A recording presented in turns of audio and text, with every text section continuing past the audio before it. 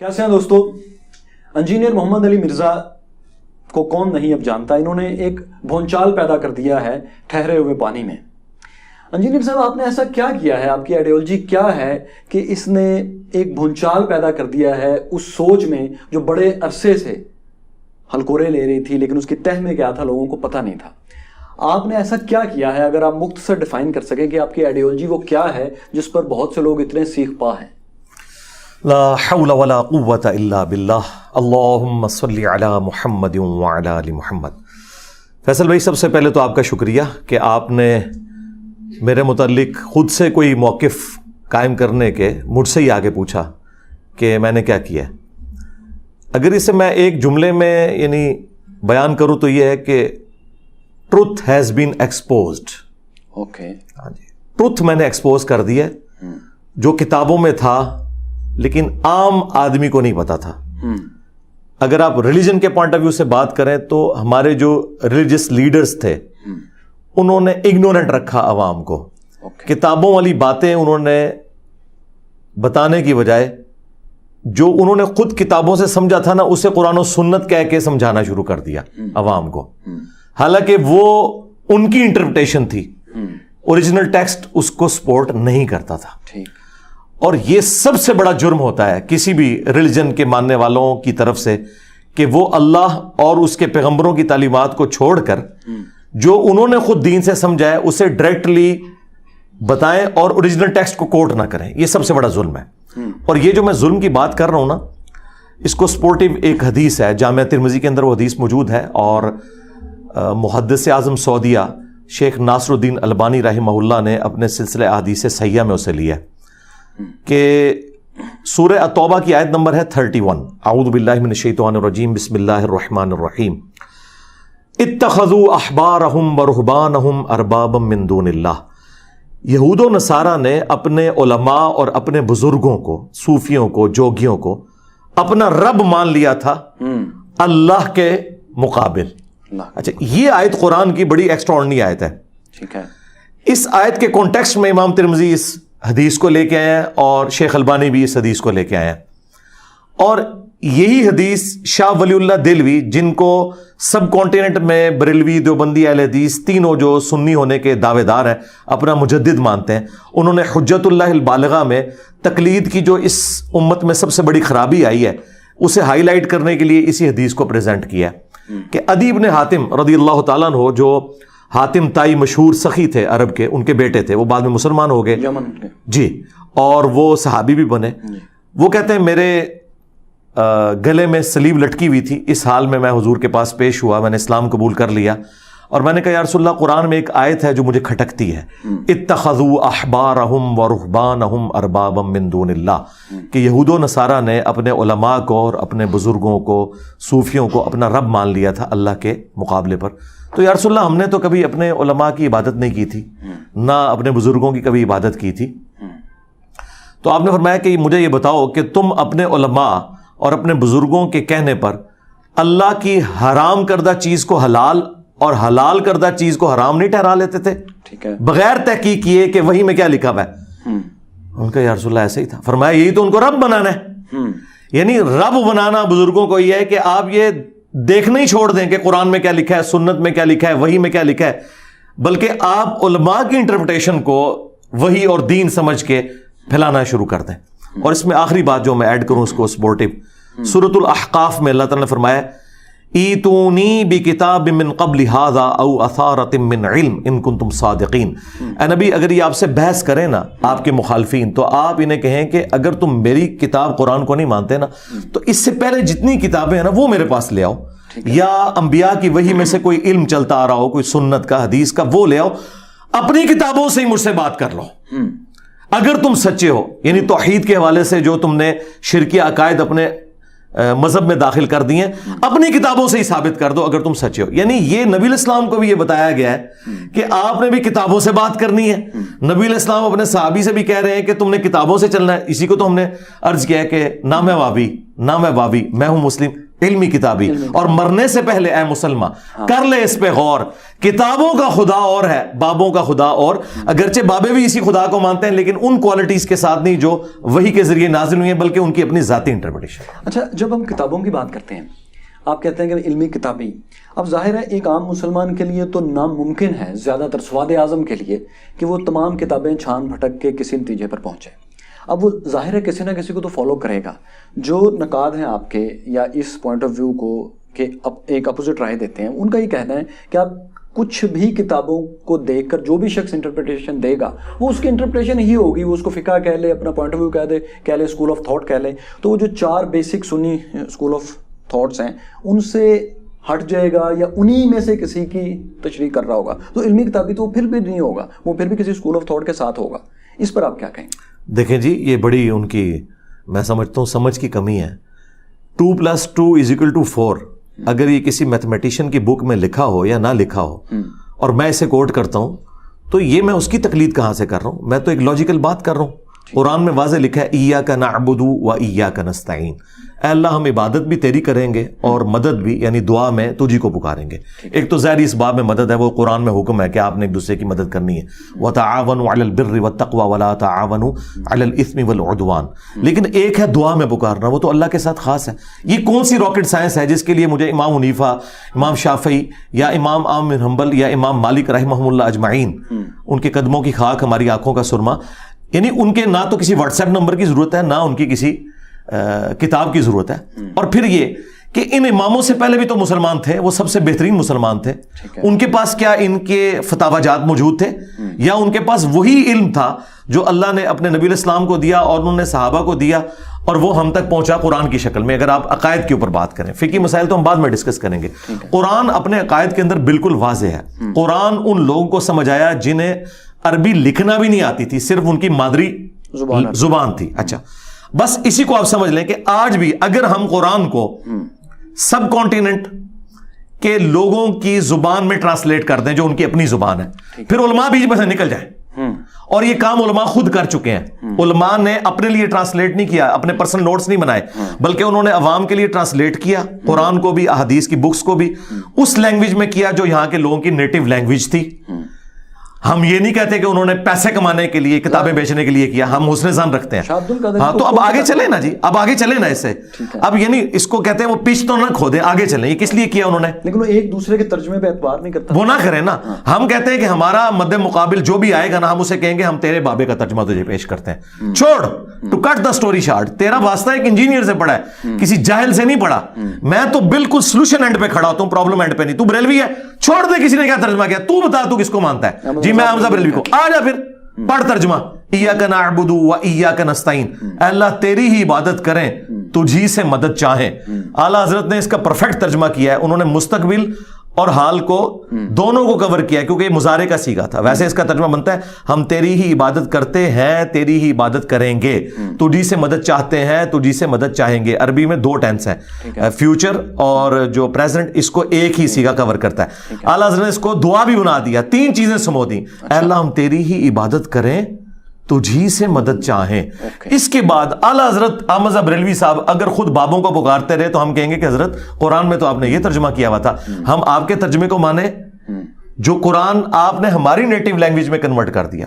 اب آپ کو سمجھ آئے گی کہ صحابہ کرام کے اندر یہ بجلی کہاں سے آئی تھی کہ ان کی نیٹو لینگویج میں قرآن تھا، انہوں نے رومنز اور پرشینز کو الٹ کے رکھ دیا۔ اللہ کے فضل سے انہوں نے ہماری نیٹو لینگویج میں قرآن اور سنت کو کیا، ہم نے ان کے علم سے استفادہ کر کے بریلویت اور دیوبندیت کو الٹ دیا، وہابیت کو الٹ دیا، رافضیت کو الٹ دیا، اللہ کے فضل سے۔ اچھا مجھے یہ بتائیے کہ آپ کا جتنا بھی جب آپ کہتے ہیں علمی کتابی، تو اس سے مراد آپ کی صحیح ستہ ہے، قرآن پاک ہے، یا اس کے علاوہ کوئی تفسیر بھی ہے جو سب سے پہلے لکھی گئی، ان سے بھی آپ کی مراد ہے، یا صرف صحیح ستہ اور قرآن پاک کی آپ بات؟ دیکھیں اس چیز کو پہلے آپ کلیئر کر لیں کہ میں نے آج تک کوئی ایسا نظریہ لانچ نہیں کیا جو مجھ سے پہلے اس پلانٹ ارتھ پہ مسلمانوں کا عقیدہ نہ ہو۔ بالکل ٹھیک ہے، تو مجھ پہ یہ اعتراض ختم ہو گیا، یہ دین کی اپنی انٹرپریٹیشن کر رہا ہے، یہ اتنا جھوٹ بول رہے ہیں۔ ان کو میں نے چیلنج دیا، آج تک کوئی بندہ سامنے نہیں آیا جو میرا یہ چیلنج قبول کرے کہ میں نے کہا میرا ایک نظریہ جو مجھ سے پہلے پلانٹ ارتھ پہ مسلمان نہ مانتے ہوں. ہاں یہ ضرور ہو سکتا ہے کہ میرا کوئی ایک نظریہ ایسا ہوگا جسے ایک فرقہ مانتا ہوگا, دوسرا اس کا ڈینائل کرتا ہوگا, تو اس جرم میں اکیلا تو شریک نہیں ہوں. اگر میں رفع الیدین پہ زور دیتا ہوں تو کیا دنیا میں شافعی, مالکی, حنبلی 3 اسکول آف تھاٹ اور اہل تشیع چاروں کیا رفع الیدین نہیں کرتے؟ اور 5واں آپ وہابیوں کو بھی, اہل حدیث کو بھی شامل کر لیں, تو مجھے کیوں سنگل آؤٹ کر رہے ہیں؟ اچھا, اسی طریقے سے اگر میں جنگ جمل صفین نہروان کے حوالے سے ایک سٹانس رکھتا ہوں, تو کیا اہل سنت کا مشترکہ سٹانس نہیں ہے کہ سیدنا علی حق پہ تھے, مخالفین جو ہیں وہ اجتہادی خطا پہ تھے؟ اس میں اختلاف ہے کہ وہ اجتہادی خطا تھی یا کوئی اور خطا تھی, لیکن حضرت علی کے حق کے اوپر ہونے پر کیا میرا ہی صرف نظریہ ہے, سنیوں کا نہیں ہے؟ اہل تشیع نے اس میں زیادہ غلوف کیا, انہوں نے مخالفین کے اوپر فتوے بھی لگائے, تو میں نے کبھی فتوے بھی نہیں لگائے. مجھ سے زیادہ ورسٹ فارم میں یہ عقیدہ دنیا میں ایگزسٹ کرتا تھا, ان کو تو تم اپنا بھائی بنائے بیٹھے ہوئے ہو, ٹھیک ہے؟ تو میں نے کوئی ایسا نظریہ لانچ نہیں کیا جو مجھ سے پہلے ایگزسٹ نہ کرتا ہو. میرا سوال یہ ہے کہ آپ جن کتابوں کا میں آ رہا ہوں اس طرف, میں نے تمہید بنانی تھی نا. اصل پھر میں اس میں ایک چیز اور ایڈ کرتے ہیں کہ بہت بڑا طبقہ اس طرح کا بھی پیدا ہو رہا ہے ینگسٹر کا, جو خود کو قرآنسٹ کہتا ہے. وہ تو ان باقی کتابوں کو اس طرح سے نہیں مانتا جیسے مسلمانوں کا ایک بڑا طبقہ مانتا چلا آ رہا ہے. شاید یہ بہت قدیم زمانے سے ہے, لیکن آج کل یہ ان ویڈیوز کے ذریعے اپنے آپ کو پاپولر بھی کرتے ہیں. قرآنسٹ کو ایڈریس کرنے کے لیے آپ کے پاس کیا طریقہ ہے, جبکہ وہ تو ان باقی کتابوں کو مانتے ہی نہیں؟ وہ آپ کا سوال تو وہیں رہ گیا نا, یہ تو سوال اگلا آ گیا. ہاں بس اس کو ایڈ کر کے. ہاں وہ تو یہ پھر اس پہ میں 20 منٹ بولوں گا, ظاہر ہے آپ مقدمہ پوچھ رہے ہیں نا.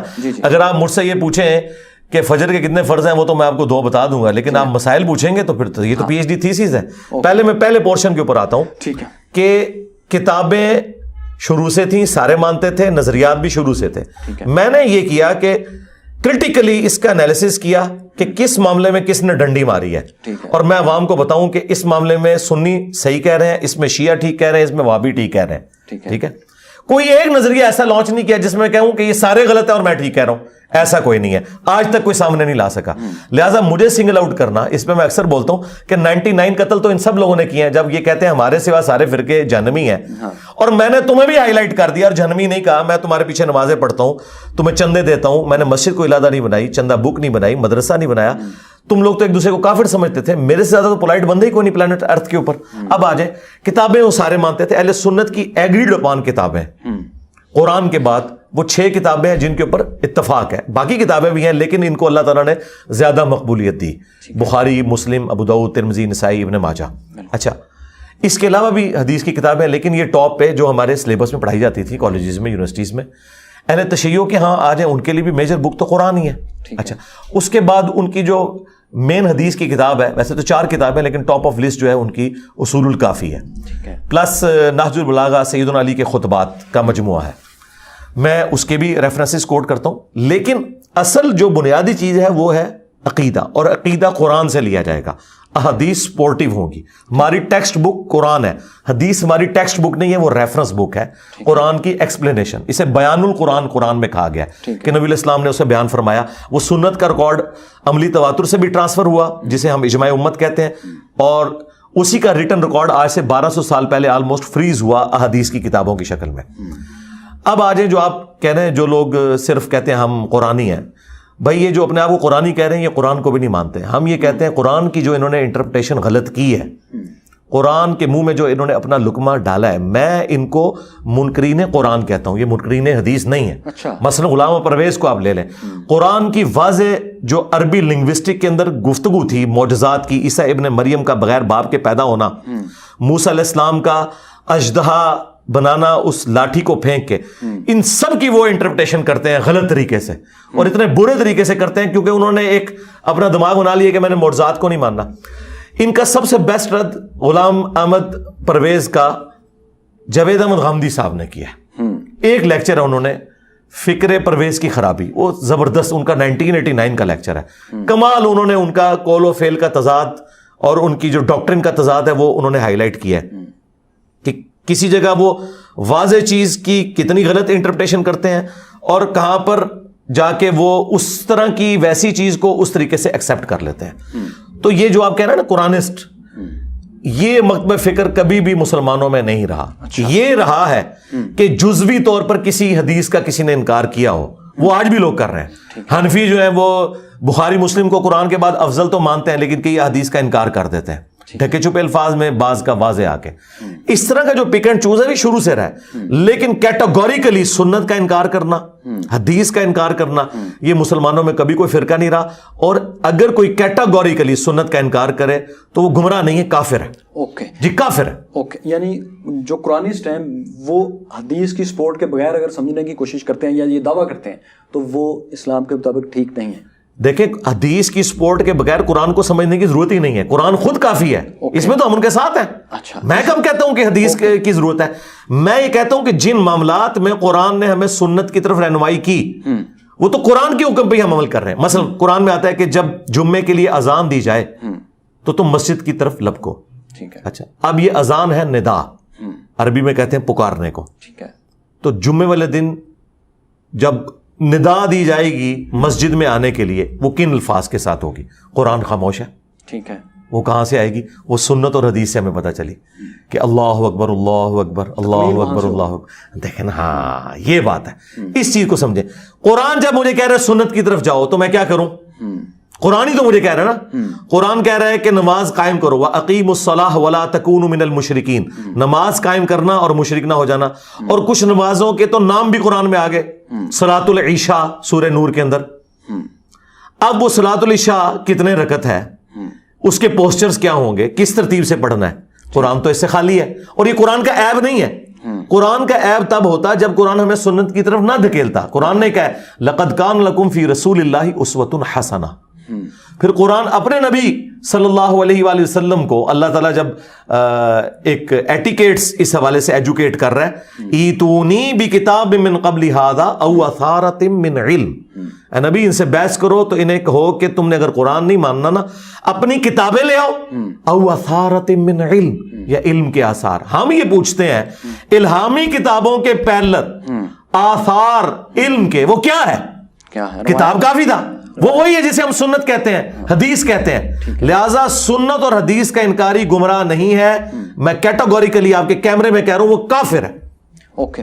اچھا، جب یہ یوں نہیں ہوتا کہ عام مسلمان ایک دفعہ پھر اگر ہم اس طرح کی اس کی تشریح کریں تو وہ علماء کی طرف چلا جاتا ہے، اور اس میں پھر وہ علماء بھی آتے ہیں جن کی باقاعدہ دکان ہے کہ اب ظاہر ہے کوئی شخص سنت کو سمجھنے کے لیے قرآن پاک کو کی مکمل، آپ نے کہا کہ سادگی سے تو بالکل سمجھ آ جاتا ہے، لیکن جیسے اذان کی بات کی آپ نے کہ اب وہ کیسے ہوگی، نماز کیسے ہوگی، اس کے لیے وہ 6 کتابیں احادیث کی اور تمام سنت تو کوئی عام مسلمان یاد نہیں کر سکتا، اس کو پھر ایک عالم کی طرف جانا پڑے گا. تو تکمیل کے لیے ایک اچھے مسلمان، مکمل مسلمان کے لیے لا محالہ ایک عام انسان کو عالم کی طرف ہی جانا پڑتا ہے، جس میں کہ پھر دکاندار علماء کی دکانداری پھر وہاں پر چل پڑتی ہے. یہ پرانی باتیں، یہ دیکھیں لکھا ہوا ہے اس میں. ہاں، فرقوں کی دکانیں بند، the damage has been done. Okay. ہاں یہ تو دکانیں بند ہو چکی ہیں. ہاں اب آ جائیں آپ اس طرف. ہم کب کہہ رہے ہیں کہ علماء کے پاس نہ جائیں؟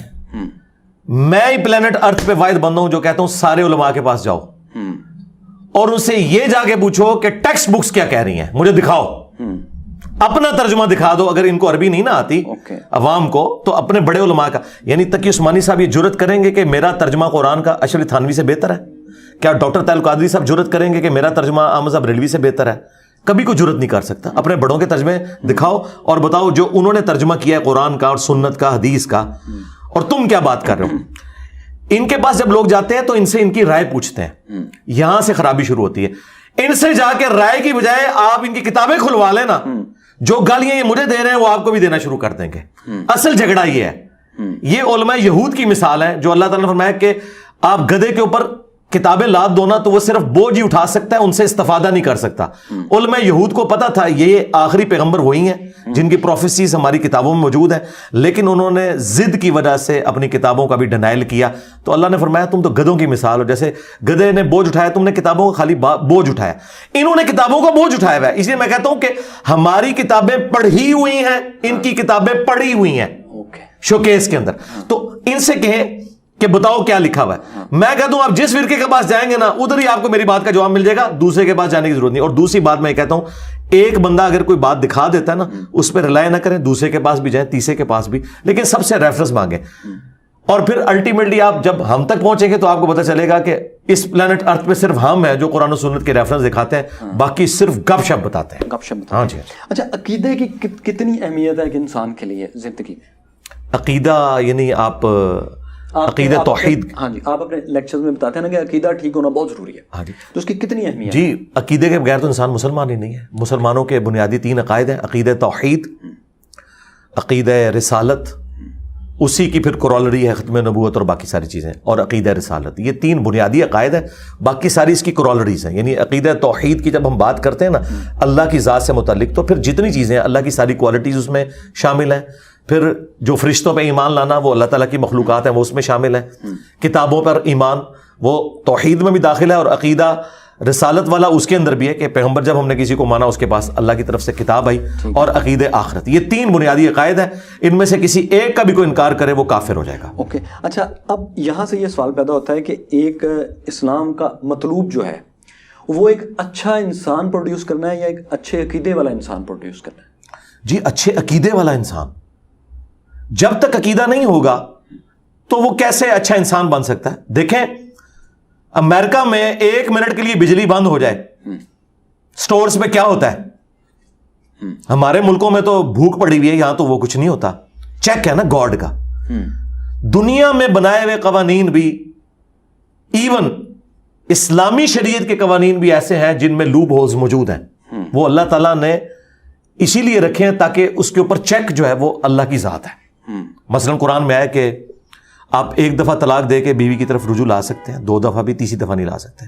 لیکن ساتھ ہی اللہ نے کہا ہے کہ اگر تمہارا ارادہ ہے نا بیوی چھوڑنے کا، پھر اسے ذلیل کرنے کی نیت سے یہ نہ کرو کہ طلاق دی پھر 90 دن سے 1 دن پہلے رجوع کر لیا.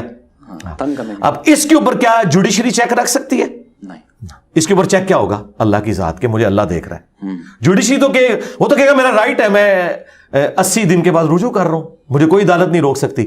لیکن رجوع کرنے والے کو تو پتا ہے میں اسے اب رجوع کر کے ذلیل کر کے پھر 80 دن کے لیے ذلیل کروں گا. استعمال کر رہا ہوں. ہاں، تو یاد رکھیے گا، چاہے وہ خدائی قوانین ہو چاہے انسانوں کے بنائے ہوئے قوانین، جب تک ان کے اوپر چیک، خوف خدا، accountability of the day of judgment نہیں آتا نا، پرفیکٹ نہیں ہو سکتے وہ. لیکن اس کے باوجود ہم دنیا میں بہت سے لوگوں کو دیکھتے ہیں، جو کہ حقیقت ہے کہ بہت سے لوگ کسی بھی عقیدے سے واقف نہیں ہیں، لیکن اس کے باوجود وہ دنیا کے لیے ایک اچھے انسان ثابت ہوتے ہیں. تو وہ ایک بغیر عقیدے کے ایک انسان کا اچھا ہونا اور عقیدے کے ساتھ اچھا ہونا، اس میں سے اسلام کا مطبع نظر کیا ہے؟ یہ آپ کا تو موقف ہے نا کہ وہ عقیدے کے بغیر ہے. میں آپ کو بتاؤں وہ عقیدے کے ساتھ ہیں. مجھے دنیا میں ایک مورل لا بتائیں جو انسانوں نے بنایا ہو. یہ سارے کے سارے مورل لاز ڈیرائیوڈ ہیں الہامی کتابوں سے. ایون آپ کی ٹرمینالوجیز جو یوز کر رہے ہیں نا، وہ ساری کی ساری ریلیجس کتابوں کی ٹرمینالوجیز ہیں. سوڈومی یعنی جو مرد کا مرد کے ساتھ کرنا، یہ سدوم بستی تھی، اسے سوڈومی بنا. تو یہ کیا تعارف ہے؟ تورات کھولیں، قرآن کھولیں، لوط علیہ السلام کی وہ بستی کا نام تھا جہاں پہ مرد مرد سے بدفعلی کرتے تھے. یہ ٹرم آ گئی سوڈومی.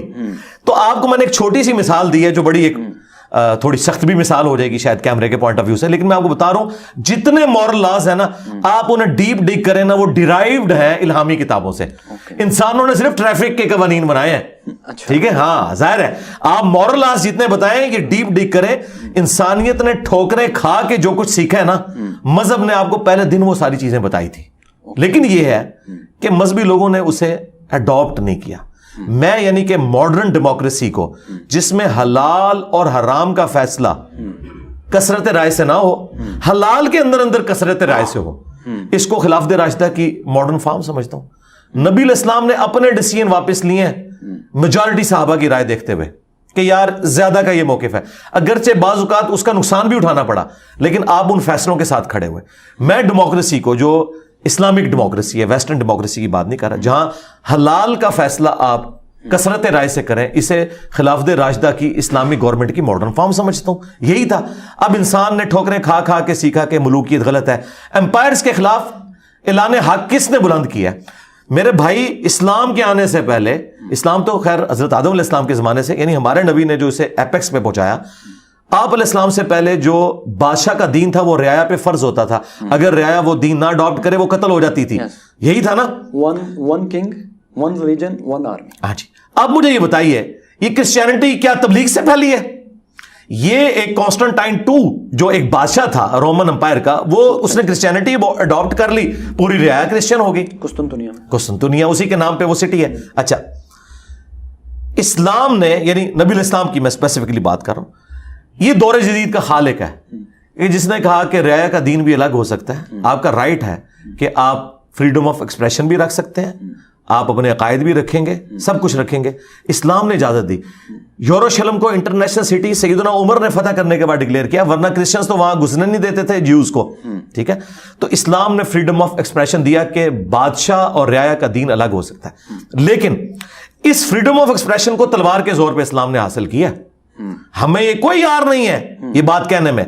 ظاہر ہے جب بدماش کو اکھاڑنا ہوگا تو طارق جمید صاحب یا غامدی صاحب کی باتیں نہیں وہ سنے گا، یا تو انجینئر صاحب کا اگریسو سٹائل ہوگا جو بجلی بھر دے گا، یا پھر آپ کو ہاتھ میں اسلحہ اٹھانا پڑے گا جس طرح صحابہ کرام نے اٹھایا، ٹھیک ہے نا۔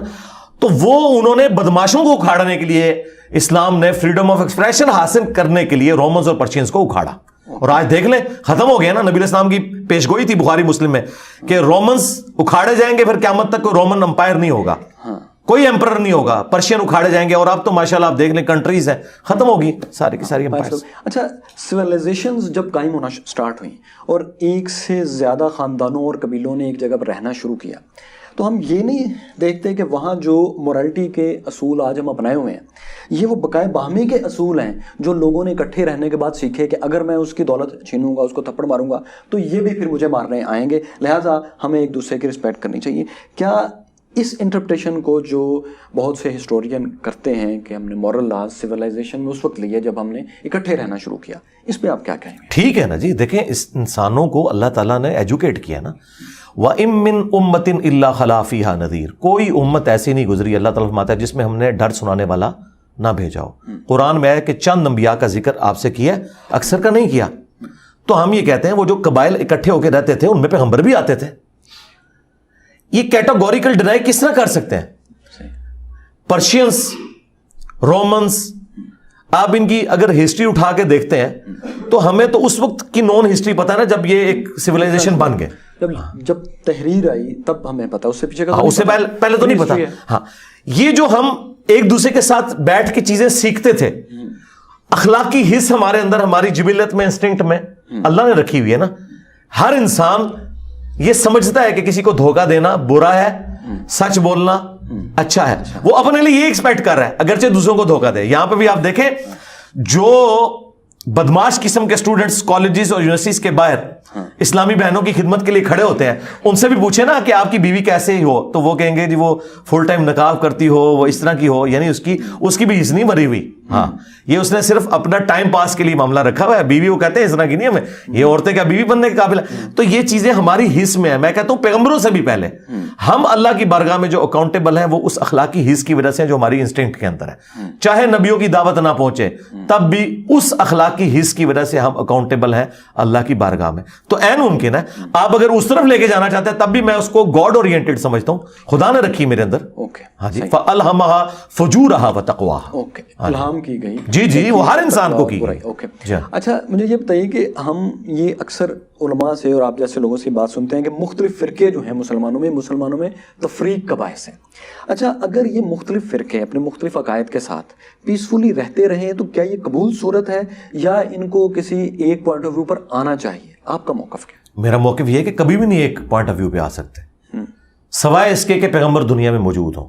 دیکھیں پیغمبر جب دنیا میں موجود ہے نا، پھر جو ان کے فالوورز ہیں نا ان کا تو عقیدہ ایک ہوگا، کیونکہ پیغمبر سے اختلاف تو سیدھا سیدھا کفر ہے، ٹھیک ہے۔ پیغمبر جب دنیا میں موجود نہیں ہے نا تو صحابہ کرام کی بھی کسی معاملے میں ایک رائے نہیں ہو سکی، کئی معاملات کے اندر ان کے آپس میں بحثیں ہوئیں، پھر کسی رزلٹ پہ پہنچے، بعض اوقات نہیں بھی پہنچے، جنگوں تک نوبت آئی۔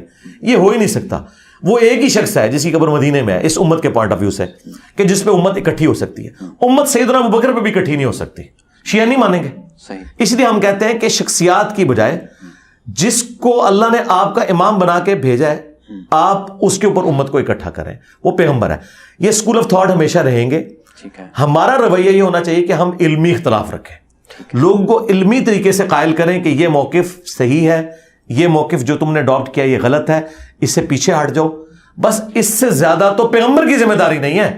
یعنی کیا پیغمبر نے دنیا سے سارے کافر ختم کر دیے؟ نہیں، پوائنٹ آف ویو رکھا ہے اپنا۔ کافر تو جو مقابلے میں ہیں ان کے ساتھ ایز اے لاس ازار لڑنا پڑا ہے. اور قرآن پاک میں بھی نبی پاک سے یہ کہا گیا ہے کہ آپ ہلکان نہ ہوں. آپ سرکار اس سے بڑھ کر اے نبی آپ سے نہیں پوچھیں گے لوگ جہنم میں کیوں چلے گئے. یعنی یہ تو بہت بڑی بات تھی نا کہ آپ کو ہم نے پیغمبر بنا کے بھیجا ہے, اس کے باوجود لوگ جہنم میں جا رہے ہیں, تو آپ سے نہیں پوچھیں گے. آپ کا کام ہے وما علینا الا البلاغ.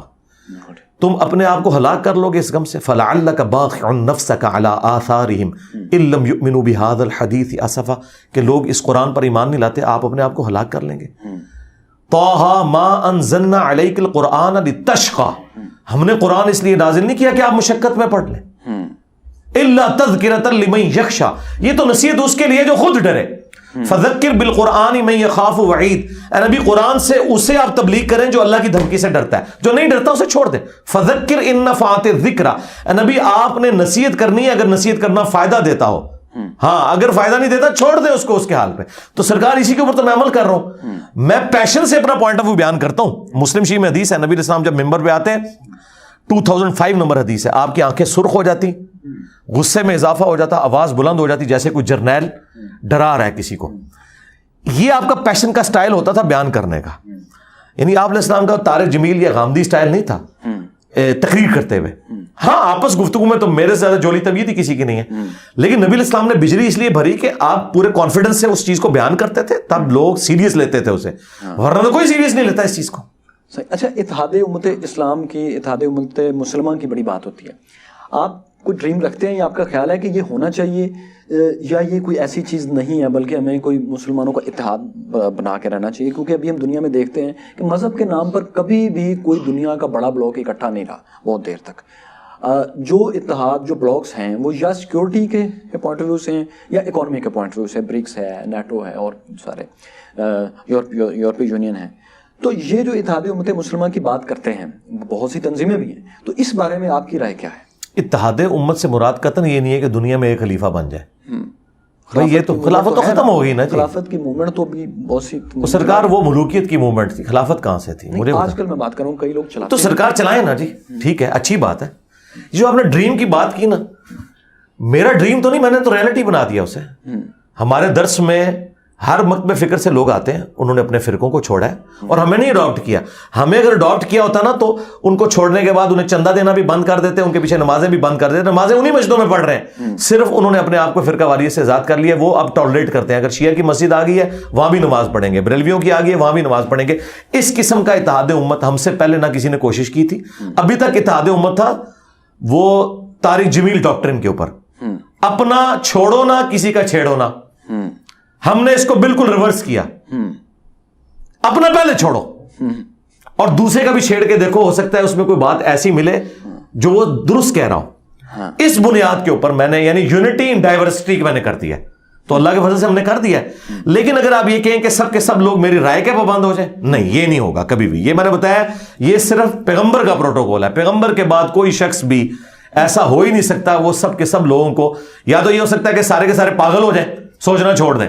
اگر وہ سوچتے ہیں تو وہی کی تائید تو حاصل نہیں ہے, کسی ایک شخص کے اوپر وہ متفق نہیں ہو سکتے. وہ 2-3 رائے رکھیں گے, وہ قیامت تک چلیں گی, کو ایگزسٹنس کریں. اتحاد امت جو ہے ہم نے کروا دی. دیکھیں میرے خلاف اتحاد امت ہوا تمام فرقوں کے مولویوں کا, اور میرے حق میں اتحاد امت ہوا تمام فرقوں کی عوام کا.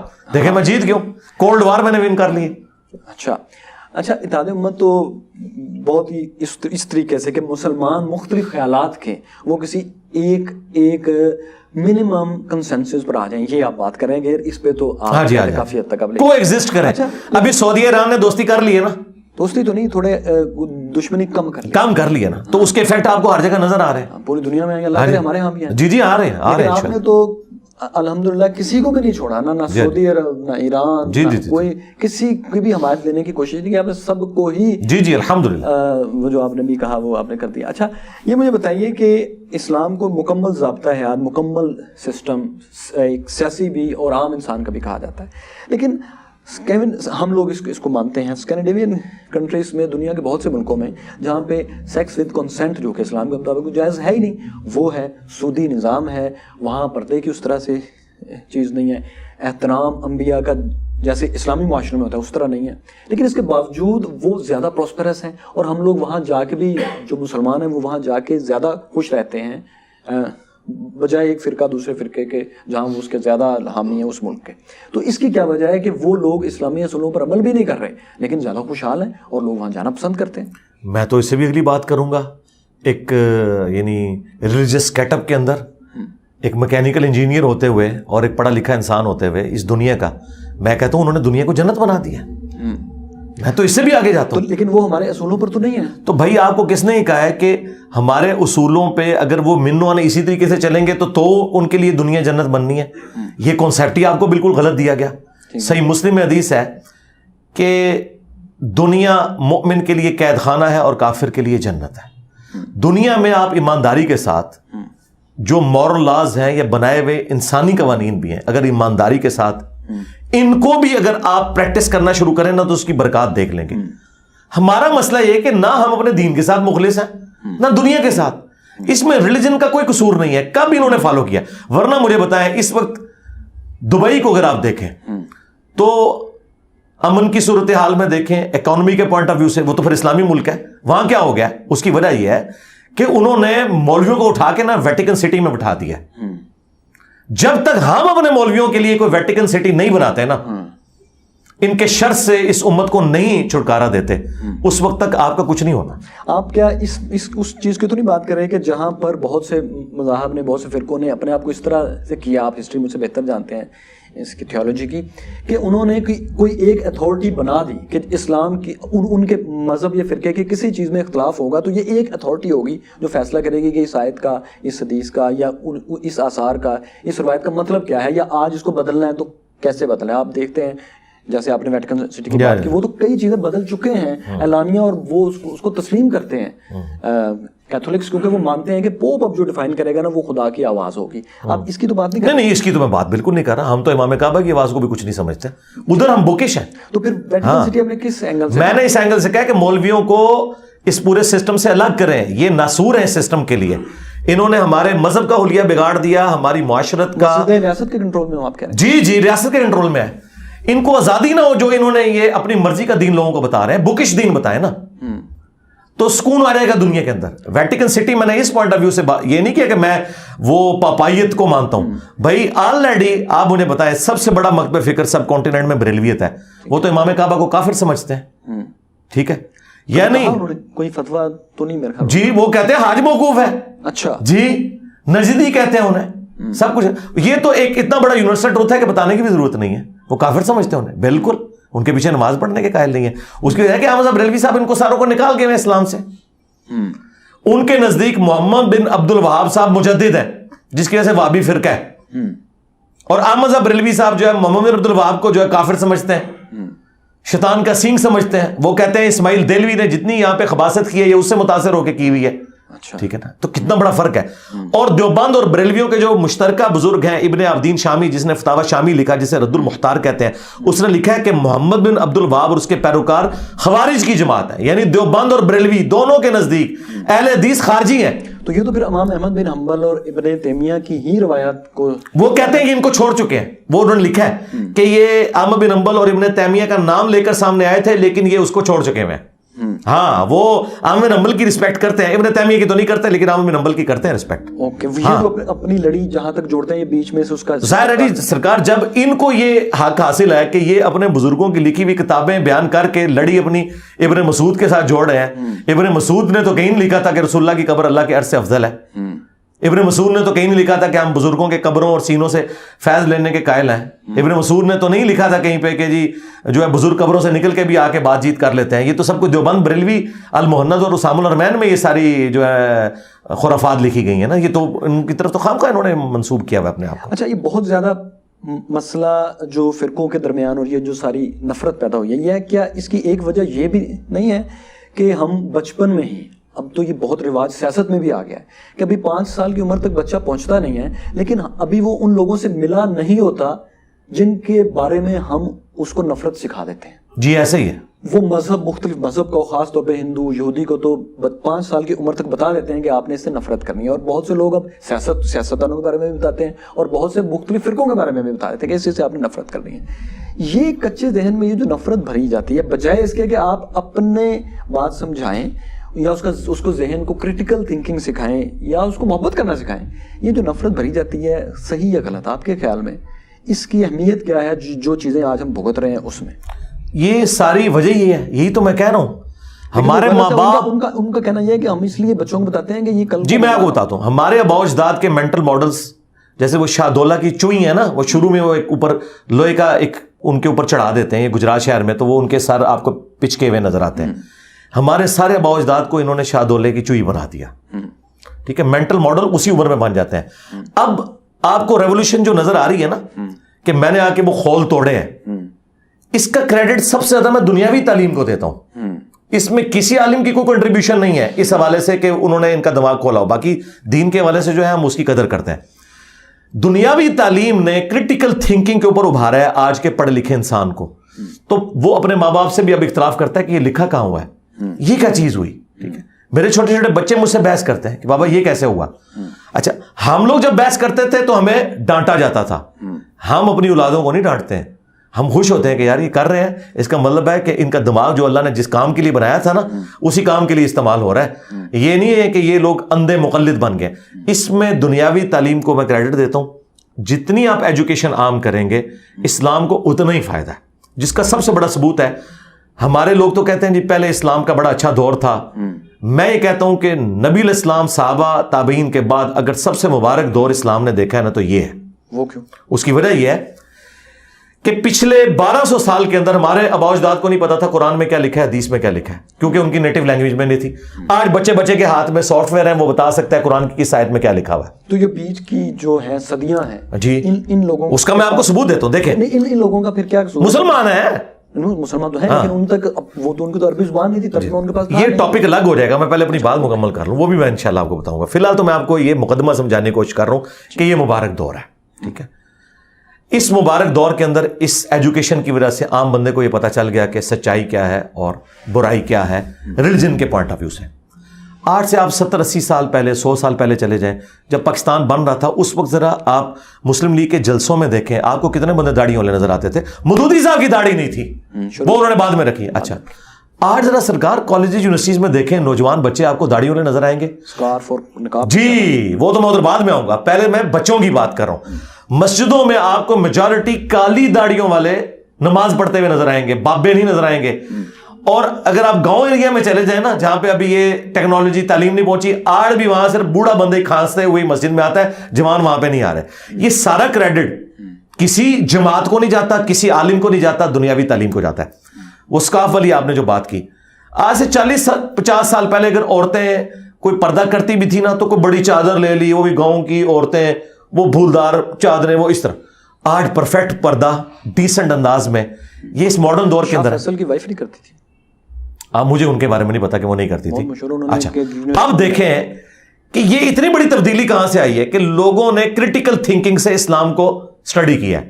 اگر یہ کوئی علماء یا بزرگوں کی کنٹریبیوشن ہوتی تو 1200 سال میں یہ کیوں نہیں تھا. یہ ظاہر میں ہی آئی ہے یا آپ کے خیال میں باطن میں بھی آئی ہے؟ نہیں, باطن میں بھی آئی ہے. وہ کیا ہے؟ اس کی وجہ یہ ہے کہ جب آپ علمی طور پر کسی چیز کے اوپر قائل ہو جاتے ہیں نا, پھر آپ اندر تک قائل ہو جاتے ہیں اس معاملے میں. یہ آپ سمجھتے ہیں آج کے اس ماڈرن دور کے اندر, جب کہ آپ کو کریٹیسزم بھی ملے ماں باپ کی طرف سے بھی, معاشرے کی طرف سے بھی, اور ایک نوجوان بچہ داڑھی رکھ لیتا ہے, ایک عورت جو ہے وہ سکارف کرنا شروع کر دیتی ہے, اس کے لیے بڑی, اس کو پوچھیں, وہ روزانہ پولیس رات سے گزرتی ہے, چونکہ وہ پیشن کے ساتھ قائل ہو چکی ہوئی ہے کہ یہ حق ہے, میں نے اس کو اس طریقے سے فالو کرنا ہے.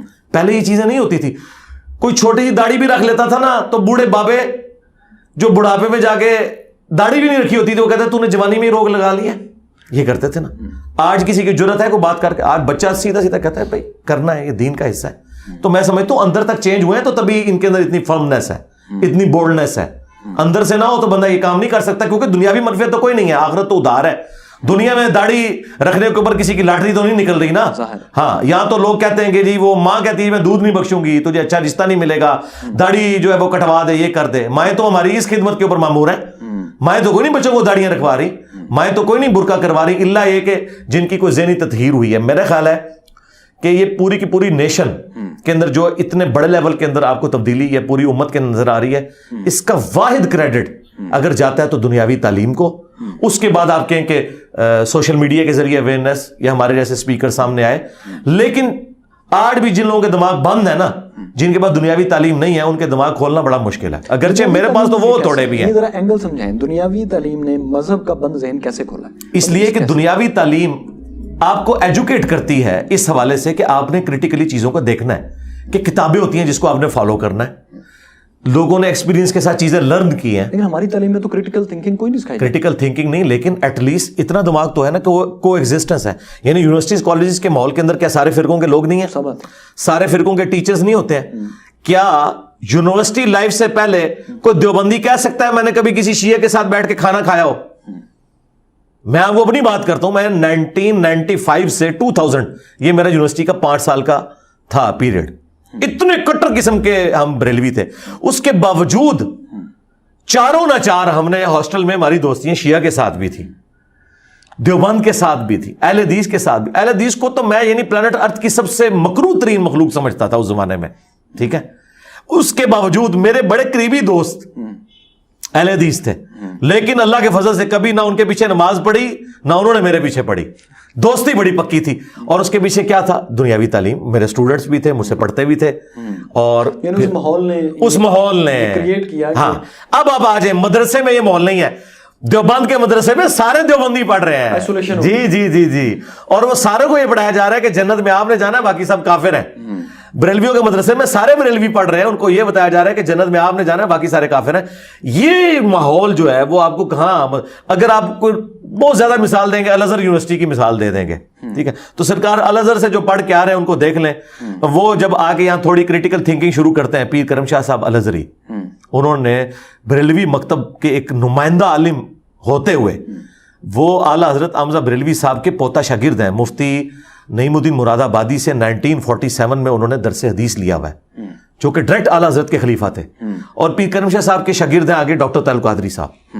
انہوں نے کریٹیکل تھنکنگ کی نا, آج آپ بریلوی سے آگے پوچھیں, وہ کہتے ہیں کہ یہ تو ہمارے ایگریڈ اپان عالم ہی نہیں رہے. اچھا, تو وہ دیکھیں, وہ وہاں پڑھ کے آئے نا, دماغ کھل گیا. انہوں نے آ کے پھر کہا کہ نہیں یار, کچھ لنگوسٹک کے بیریئر ہیں. ایون شاہ منروانی صاحب نے ٹی وی میں آ کے خود کہا تھا کٹیرا پروگرام کے اندر کہ دیوبند اور بریلوی کا اختلاف لنگوسٹک کا ہے. چند الفاظ کو وہ گستاخی نہیں سمجھتے, ہم انہیں گستاخی سمجھتے ہیں. نہ وہ گستاخ ہے نہ ہم گستاخ ہیں, بس صرف بیان کرنے میں ہے. اچھا, اس گستاخی کے بارے میں آپ کیا سمجھتے ہیں کہ کیا زبردستی بزرگوں کی عزت کروائی جا سکتی ہے؟ نہیں کروائی جا سکتی. میرے دنیا میں چھوڑے جانے کے بعد تو بالکل نہیں کروائی جا سکتی. یہ تو آپ بھول جائیں. آپ تو کسی جینون بزرگ کی بھی بزرگی منوانے کے لیے نا آپ کو دلیل پیش کرنی پڑے گی. تو یہ جعلی ان کے تو ویسے ہی نہیں کو ماننے کے لیے کوئی نہیں کروا سکتا جی, میمز بنیں گے. ایون اصلی بزرگوں کے بھی جب آپ زبردستی لوگوں کو ڈنڈے کے زور پر کروانا چاہیں گے تو کیا لوگ کریں گے؟ مجھے بتائیں, اللہ کے فضل سے میرے اسٹوڈنٹس کی تعداد ان کے سارے بزرگوں کے ماننے والوں سے زیادہ ہے. تو کیا میں نے کوئی بندے بھرتی کیے ہوئے ہیں؟ کوئی میری چندہ بک ہے, میں تو اپنی جیب سے کھلاتا ہوں. کوئی مدرسہ نہیں, کوئی مسجد نہیں ہے, کوئی لیگیسی نہیں بہت لمبی. یہ ٹوٹل 13-14 سال ہے. ان میں سے بھی یہ 2017 میں جب پہلی دفعہ مرڈر اٹیمپٹ ہوا, اس کے بعد سے لوگوں نے مجھے تھوڑا بہت سیریس لینا شروع کیا. پھر انہوں نے دوسرا بندہ بھیجا مارنے کے لیے, پھر تیسرا بھیجا, 3 تو نون ہے, اس کے علاوہ بھی آتے رہتے ہیں. ہمارے گاہک بن کے, ہمارے کسٹمر ہیں, کوئی مسئلہ نہیں, آئے. تو مسئلہ یہ کہ اس سے پہلے تو یہ چیزیں نہیں تھی نا. تو میں نے یہ سب کچھ ثابت کیا کہ دنیاوی تعلیم کی برکت سے آپ لوگوں کو سچائی بتائیں, جو میں نے سٹارٹ میں کہا تھا, ٹروتھ لور ہوں, ٹروتھ کو ایکسپوز کریں, لوگ آپ کی دل سے عزت کریں گے.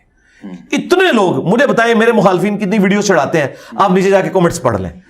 مجھے بتائیں کہ کیا ہوتا ہے کہ ایک بندہ میرے خلاف بولتا ہے, نیچے لوگ اس کی طبیعت صاف کر دیتے ہیں, گالی گلوچ نہیں, علمی طریقے سے. کیا وجہ, کیا میں نے کوئی بھرتی کی ہے؟ نہیں, ایسا نہیں ہے. نہ میرے پاس عمران خان صاحب جیسے پیڈ لوگ موجود ہیں, ان کے بھی سارے پیڈ نہیں ہیں, زیادہ تر تو نان پیڈ ہیں, لیکن بہرحال ان کے ہیں, انہوں نے تنخواہوں پہ رکھے ہوئے. ہاں, وہ ادھر ISPR نے بھی رکھے ہوئے ہیں. انجینئر صاحب کا تو کوئی بندہ نہیں ہے, لیکن آپ دیکھ لیں اللہ کے فضل سے. یہ کہتے تھے عمران خان صاحب پاپولر لیڈر ہیں. اب عمران خان صاحب کی بھی ویورشپ آپ یوٹیوب پہ دیکھ لیں اور میری بھی دیکھ لیں. حالانکہ میں اللہ کے فضل سے کسی سیاست میں آنے کا کوئی ارادہ نہیں رکھتا, ٹھیک ہے. میں جو آلریڈی سیاسی لیڈرز ہیں انہی کو سپورٹ کروں گا. ان کا ایک سمجھ لیں ایک طرح سے ان کا بزرگ بن کے کہ آپ یوں نہ کریں, یوں کریں, اور اخلاقی سپورٹ اپنی جاری رکھیں. اچھا, مجھے ایک بات بتائیں, اسلام میں جنگیں تو بہت ہسٹری میں ہوئی ہیں نا, لیکن ایک فکری جنگ بھی پہلے دن سے بہت شروع سے چل رہی ہے. وہ یہ ہے ریزن کی اور ٹیکسٹ کی لڑائی.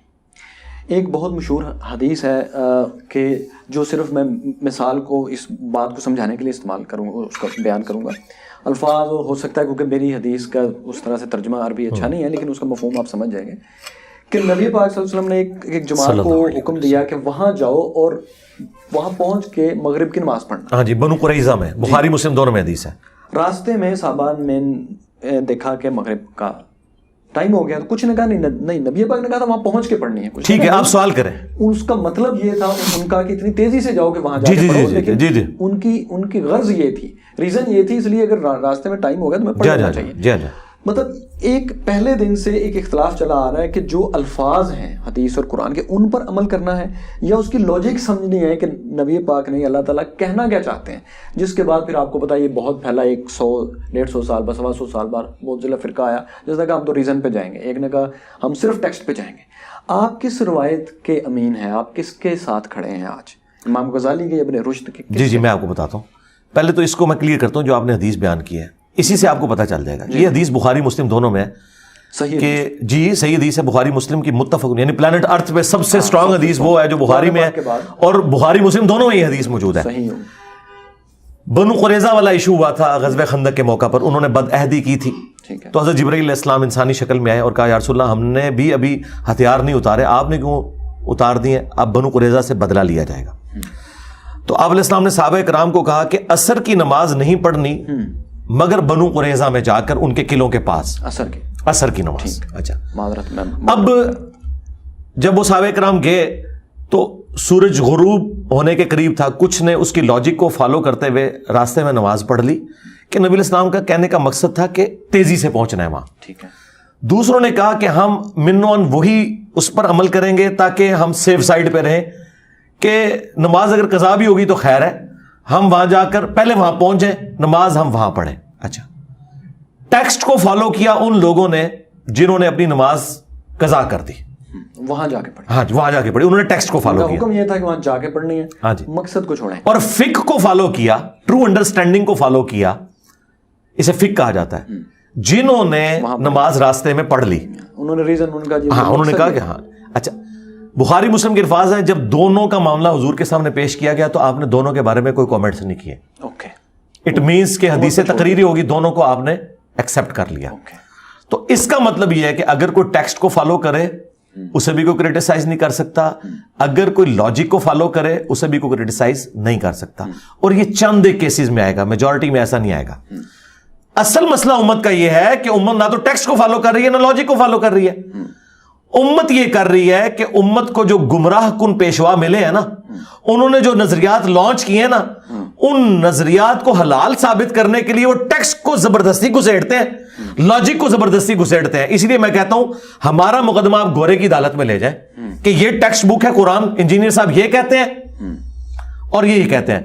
چاہے آپ اس کی تھیم کو فالو کریں یا ٹیکسٹ کو فالو کریں، دونوں صورتوں میں یہ غلط ثابت ہوں گے. یہ انہوں نے بالکل ایک ڈھکوسلا مچایا ہوا ہے اس ٹیکسٹ سے بھاگنے کا. معتزلہ یا باقی لوگ جو ہیں وہ تو بہت بہتر تھے ان لوگوں سے، ایٹ لیسٹ وہ ٹیکسٹ کی کم از کم عزت تو کرتے تھے نا. یہ لوگ تو نہ ٹیکسٹ کو فالو کر رہے ہیں نہ فقہ کو فالو کر رہے ہیں، ٹرو انڈرسٹینڈنگ کو فالو نہیں. یہ جو کچھ کہہ رہے ہیں وہ تو کہیں لکھا ہی نہیں ہوا. یہ لوگ پتہ کیا کہہ رہے ہیں؟ وہ کہتے ہیں کہ ان کتابوں کے پیرلل سینہ بہ سینہ کچھ راز ہیں جو ٹرانسفر ہوئے ہیں. اچھا، اب مجھے بتائے اور وہ کس کے پاس ہے؟ وہ کہتے ہیں وہ خاص لوگوں کے پاس ہے. اسے علم لدنی کبھی کہتے ہیں، وہ کبھی روحانی علم کہتے ہیں، کبھی وجدان کہتے ہیں، کبھی کشف، کچھ بھی کہتے ہیں. اچھا، اب مجھے یہ بتائیں یہ اسکول آف تھاٹ کہاں سے آ گیا؟ اسکول آف تھاٹ تو یہ تھا کہ ٹیکسٹ ہے، ٹیکسٹ کا ٹرو فہم یا ٹیکسٹ کو اسی طریقے سے فالو کرنا. وہ بھی 90% کیسز میں دونوں ایک ہی ہوتے ہیں. کہیں کہیں جا کے آپ کو انٹرپریٹیشن کا فرق پتا چلتا ہے. مثلا جس طرح امام شافعی رحمۃ اللہ علیہ نے قرآن کی جو آیت ہے نا کہ جب تم عورتوں کو چھوؤ گے نا تو طہارت حاصل کرو گے، انہوں نے اس چھونے سے مراد مطلقاً چھونے کو لے لیا، جبکہ امام حنیفہ نے اس سے مراد انٹر کورس کو لیا کہ اس لیول تک جاؤ گے تو طہارت حاصل کرو گے، صرف اپنی بیوی کو ہاتھ لگانے سے وضو نہیں ٹوٹتا. اب یہاں پہ انہوں نے وہ ٹیکسٹ کا نا چھونے سے مراد اس کی لاجک کو امام حنیفہ نے لیا، جبکہ ٹیکسٹ کو بغیر لاجک کے امام شافعی نے لے لیا. ہم امام شافعی کو اس معاملے میں صحیح نہیں سمجھتے، لیکن اپوزٹ رزلٹ تو کسی نے نہیں نکالا. صحیح. یہ نہیں ہے کہ امام حنیفہ نے کہا کہ بھائی عورت کو چھوؤ گے تو غسل نہیں کرو گے, یا امام شافعی نے کہا کہ ہاتھ بھی لگاؤ گے تو غسل نہیں کرو گے. دونوں نے نکالا, ایک نے کہا کہ غسل فرض ہوگا, ٹھیک ہے, اگر آپ انٹر کورس کریں گے. دوسرے نے کہا نہیں, آپ نے ٹچ بھی کیا, غسل تو فرض نہیں ہوگا لیکن وضو آپ کا ٹوٹ جائے گا. طہارت سے مراد یہاں وضو ہے. یہ صوفیاء کا مذہب ہے, جس کو روحانیت کا نام انہوں نے دیا ہوا ہے, یہ سب کا سب فراڈ ہے. یہ بالکل کوئی اسلام کے اندر نہیں ہے. اسلام میں جو کچھ ہے وہ ٹیکسٹ کے اندر ہے, اسی سے آپ نے چیزیں اپنی ثابت کرنی ہے. یہ بالکل اپوزٹ رزلٹ نکالتے ہیں اور اسے کہتے ہیں روحانیت کا نام دیتے ہیں. تو یہ لوگ تو اس میں سے بالکل نکل گئے ہیں. ہم دونوں اسکول آف تھاٹ کو پیرلل میں لے کے چل رہے ہوتے ہیں, جہاں کہیں بھی ہوتا ہے. میں اب کئی معاملے میں امام شافعی کے فہم کو قرآن و سنت کے مطابق سمجھتا ہوں, کئی معاملات میں امام حنیفہ کے فہم کو میں قرآن و سنت کے مطابق سمجھتا ہوں. مثلا امام شافعی کا یہ موقف ہے کہ خون نکلنے سے وضو نہیں ٹوٹتا, میں اس موقف میں ان کے ساتھ ہوں, کیونکہ اس کو سپورٹیو حدیث موجود ہے ابو داؤد کی کہ وہ پیرے پہ کچھ اصحاب تھے, انہیں تیر لگتے رہے, ان کا خون نکلتا رہا, نبی علیہ السلام نے نماز دہرانے کا نہیں کہا. جبکہ امام حنیفہ کے نزدیک خون نکلنے سے وضو ٹوٹ جاتا ہے, ان کے پاس کوئی دلیل نہیں ہے, ٹھیک ہے, اور نہ یہ خون ناپاک ہے. وہ صرف عورت کے مخصوص ایام کا خون ناپاک ہے, عام خون جو ہے وہ پاک ہے اور نہ اسے وضو ٹوٹتا ہے. صحابہ کی تو زندگی جنگوں سے عبارت تھی, یہ رسک لیے نہیں جا سکتا تھا. اس معاملے میں میں امام شافعی کو صحیح مانتا ہوں, لیکن عورت کو ہاتھ لگانے سے وضو ٹوٹ جاتا ہے, اس میں امام حنیفہ کا موقف بالکل درست ہے کہ نہیں ٹوٹتا. بخاری مسلم میں حدیث ہے, اما عائشہ کہتی ہیں حجرہ تنگ تھا اور ہمارے گھر دیے بھی نہیں ہوتے تھے. نبی علیہ السلام جب تہجد کی نماز پڑھتے تھے, میں آپ کے سامنے لیٹی ہوتی تھی, جب سجدے میں جانے لگتے میرے پاؤں ٹو دیتے, میں پاؤں سمیٹ لیتی, جب آپ قیام میں جاتے تو وہ میں سیدھے کر لیتی. تو عورت کو ہاتھ لگانے سے وضو نہیں ٹوٹتا. اب امام شافعی کے اس مسئلے کی تکلیف آج کروڑوں مسلمان کاٹ رہے ہیں. انڈونیشیا اور ملیشیا کے چونکہ شافعی ہیں, انہوں نے اپنی عورتوں کے ہاتھوں پہ دستانے گرمیوں میں پہنائے ہوتے ہیں اور ہاتھ میں ہاتھ ڈال کے چل رہے ہوتے ہیں, کیونکہ وہ کہتے ہیں اگر نیکڈ چھو لیا تو ہمارا وضو ٹوٹ جائے گا اور ہمارا طواف فارغ ہو جائے گا. ایک بندے نے غلطی کی, اس کا خمیازہ آج تک امت کو بھگتنا پڑ رہا ہے, ٹھیک ہے. دوسری طرف امام حنیفہ نے ایک فتویٰ دے دیا, ٹھیک ہے. اچھا, ہم دونوں کو جو سچائی اور غلط ہونے کا فیصلہ احادیث کی بنیاد پہ کر رہے ہیں, اپنی رائے سے نہیں کر رہے. یہ مودودی صاحب پہ بھی الزام لگاتا ہے, نہیں مودودی صاحب اینڈ پہ کہتے ہیں میری رائے ہے.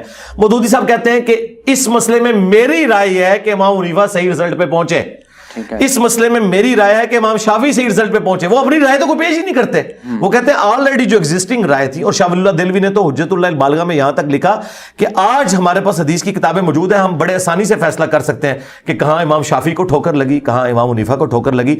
ہم ایک ایسی فقہ مرتب کریں کہ جس کی جو بات قرآن و سنت کے مطابق ہے وہ لے لے, اور جو اس کے خلاف ہے اسے چھوڑ دیں. اور یہ میں نے کر دیا, جو شاہ ولی اللہ کا خواب تھا وہ میں نے پورا کر دیا. اچھا, لیکن اسلامی تاریخ میں ہم یہ دیکھتے ہیں کہ اصلاح کی کوئی بھی بڑی کوشش جو بہت سارے فالوورز کو ساتھ لے آئے, وہ الٹیمیٹلی ایک نئے فرقے پہ منتج ہو جاتی ہے, اس کسی کے چاہتے یا نہ چاہتے ہوئے بھی. کہیں یہ نہ ہو آپ کی تحریک؟ ہاں جی, ہمارے کیس میں اس لیے نہیں ہوگا. سید مودودی کے اوپر بھی آپ کو پتا نا بہت سے الزامات یہ لگا دیتے ہیں کہ یہ تو بتائیں کیا مودودی صاحب نے فرقہ بنا لیا؟ نہیں بنایا بس پھر, لیکن یہ تو بس وہ آپ کو جواب مل گیا نا, مودودی صاحب کا والا جواب مل گیا نا کہ انہوں نے یہ سب کچھ کر کے فرقہ نہیں بنا. جناب جماعت اسلامی کی مساجد اور ان کے لوگ اتنے ٹالرنس والے ہیں کہ آپ وہاں جا کے ٹکیا رکھ کے شیعہ کی طرح نماز پڑھیں. ہاں بالکل ایسا, اونچی آمین کہیں, ان کے ماتھے پہ بل بھی نہیں آئے گا. پنجابی میں ہم کہتے ہیں ٹڈو, ہر مسلمان سے محبت کرتے ہیں. لہذا مودودی صاحب نے ان تمام علماء کے چہرے پر سیاہی مل گئی جو یہ دعویٰ کرتے تھے. اچھا, ہم تو مودودی صاحب سے بھی اگلا ورژن ہے. مودودی صاحب کی باتیں تو چھپی ہوئی تھی, ہماری ویڈیو میں ریکارڈڈ ہے, ٹھیک ہے. جتنے فرقے پیدا ہوتے ہیں نا, وہ پہلے یہ ڈکلیئر کرتے ہیں کہ ہم وہ فرقہ ہیں اور باقی ساروں کے پیچھے نمازیں نہیں ہوتی, باقی سارے جہنمی ہیں. ہم تو کہتے ہیں ساروں کے پیچھے نمازیں ہوتی ہیں. ہم بالکل الٹ چل رہے ہیں. ہمیں کوئی فرقہ ثابت کرے تو وہ فرقے کو, مثلا اگر آپ کہتے ہیں کہ جی یہ اس بوتل کو آپ کہیں کہ یہ جو ہے وہ موٹر بائک ہے, تو کوئی بات مانے گا؟ اس کو موٹر بائک ثابت کرنے کے لیے آپ کو جھوٹ بولنا پڑے گا. ہاں, بوتل کے کلر میں آپ کر سکتے ہیں, کوئی کہ جی یہ گولڈن ہے, کوئی کہ جی نہیں یہ تانبے کا ہے, یہ اس کی تو بات ہو سکتی ہے, لیکن یہ تو بڑا ظلم ہے. اب مجھے بتائیں, فرقوں کی جو نٹوریس چیزیں وہ ہوتی ہیں کہ ان کی ایک ٹیکسٹ بک ہوتی ہے. میری بتائیں کون سی ٹیکسٹ بک ہے؟ ان کی مسجد ہوتی ہے, ان کی مدرسہ ہوتا ہے. نہیں, وہ ویڈیوز میں بخاری مسلم کے والے ہیں. پھر اگر آپ یہ کہنا چاہ رہے ہیں کہ میں امام بخاری امام مسلم کی لیگیسی لے کے چل رہا ہوں تو یہ میرے لیے آنر ہے. یہی تو ہم کہہ رہے ہیں کہ تم لوگ ٹنی ہو, سنی تو میں ہوں, پھر میں بکس کو لے کے چل رہا ہوں نا. تو بتائیں میری وہ کتاب کہاں ہے, میری چندہ بک دکھائیں کہاں ہے, میرا مدرسہ کہاں ہے جہاں میں بندے بنا کے پروڈیوس کر رہا ہوں, اور وہ کتاب کہاں ہے جس میں آپ کافر ڈکلیئر کرتے ہیں. انہوں نے ایک دوسرے کو کافر ڈکلیئر کیا ہے. اعلیٰ حضرت نے اسام الارمین میں کہا کہ دیوبند علماء کے کفر میں شک کرنے والا بھی کافر ہے. اور اس کے جواب میں المحند المفند میں علماء دیوبند نے شریف تھانوی نے سائن کیے کہ احمد بریلوی کی پوری جماعت شیطانی لشکر ہے جو ہم پہ حملہ آور ہوا ہے. میں نے یہ کام کیا ہی نہیں, میں کہتا ہوں ساروں کے پیچھے نمازیں پڑھو. وہ تمام نٹوریس چیزیں جو ان کے بابوں میں تھی ان میں ایک بھی خرابی ان کی گندگی میرے اندر موجود نہیں ہے، تو مجھے کیسے فرقہ کہتے ہیں؟ اچھا سر، قرآن پاک تمام انسانیت کے لیے رہنما ہے یا صرف مسلمانوں کے لیے؟ یہ سوال میں اس لیے کر رہا ہوں کہ سورہ بقرہ کی بالکل آغاز میں ہی قرآن پاک میں یہ فرما دیا گیا ہے کہ یہ کتاب ان کے لیے ہدایت ہے جو متقی ہیں، جو غیب پر ایمان لائیں۔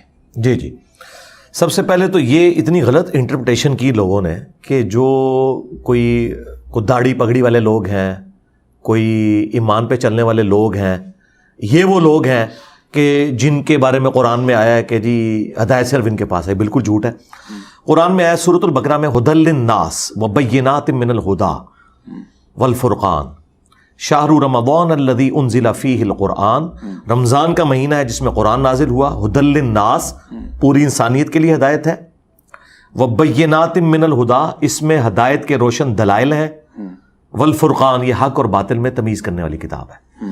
تو یہاں تو آگے پوری انسانیت۔ اب آ جائیں جو آیت آپ نے کوٹ کی، ہاں جی ہاں جی، نہیں وہ ہے ھدی للمتقین، صرف ان کے لیے جو پہلے ایمان لے کے جی جی، باقی انسانوں نہیں صرف ان کے لیے نہیں، ھدی للمتقین، ایمان تو بعد میں ذکر ہوا ہے، سٹارٹ یہاں سے ہوا ہے نا، تو وہیں سے آئے نا ھدی للمتقین، یہ ڈر جانے والوں کے لیے ہدایت ہے۔ جی یہی جو ڈر جاتے ہیں، جس طرح میں ڈر جاتا ہوں کہ ایک بیج زمین میں بویا جاتا ہے 6 ارب گنا درخت کو کیسے بن جاتا ہے، میں ڈر جاتا ہوں سوچ کے یہ کیسے ہو جاتا ہے۔ میں ڈر جاتا ہوں یہ سوچ کے کہ ایک انڈے کو توڑ کے ہم اس سے اپنا ناشتہ تیار کرتے ہیں، لیکن وہی انڈا 22 دن کے لیے ایک خاص حالت میں مرغی کے نیچے یا مشین میں جاتا ہے تو اس میں سے ایک چوزا نکل آتا ہے، حالانکہ اس کے اندر جو لیس دار مادہ ہے اس کا کوئی دور دور تک لینا دینا ہی نہیں اس کی چونچ کے ساتھ، اس کے پروں کے ساتھ، اس کی ایروفائل سٹرکچر کے ساتھ۔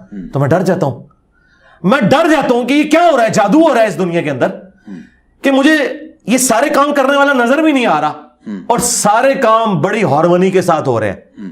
ڈر جانے والوں کے لیے ھدی للمتقین، جو ڈر جائیں کہ یہ سب کچھ کسی کے بنانے سے بنا ہے اور اس نے مجھے بھی بنایا اور اس پلینٹ ارتھ کے اوپر پٹ کیا، میری مرضی کے بغیر مجھے اس نے پیدا کر دیا۔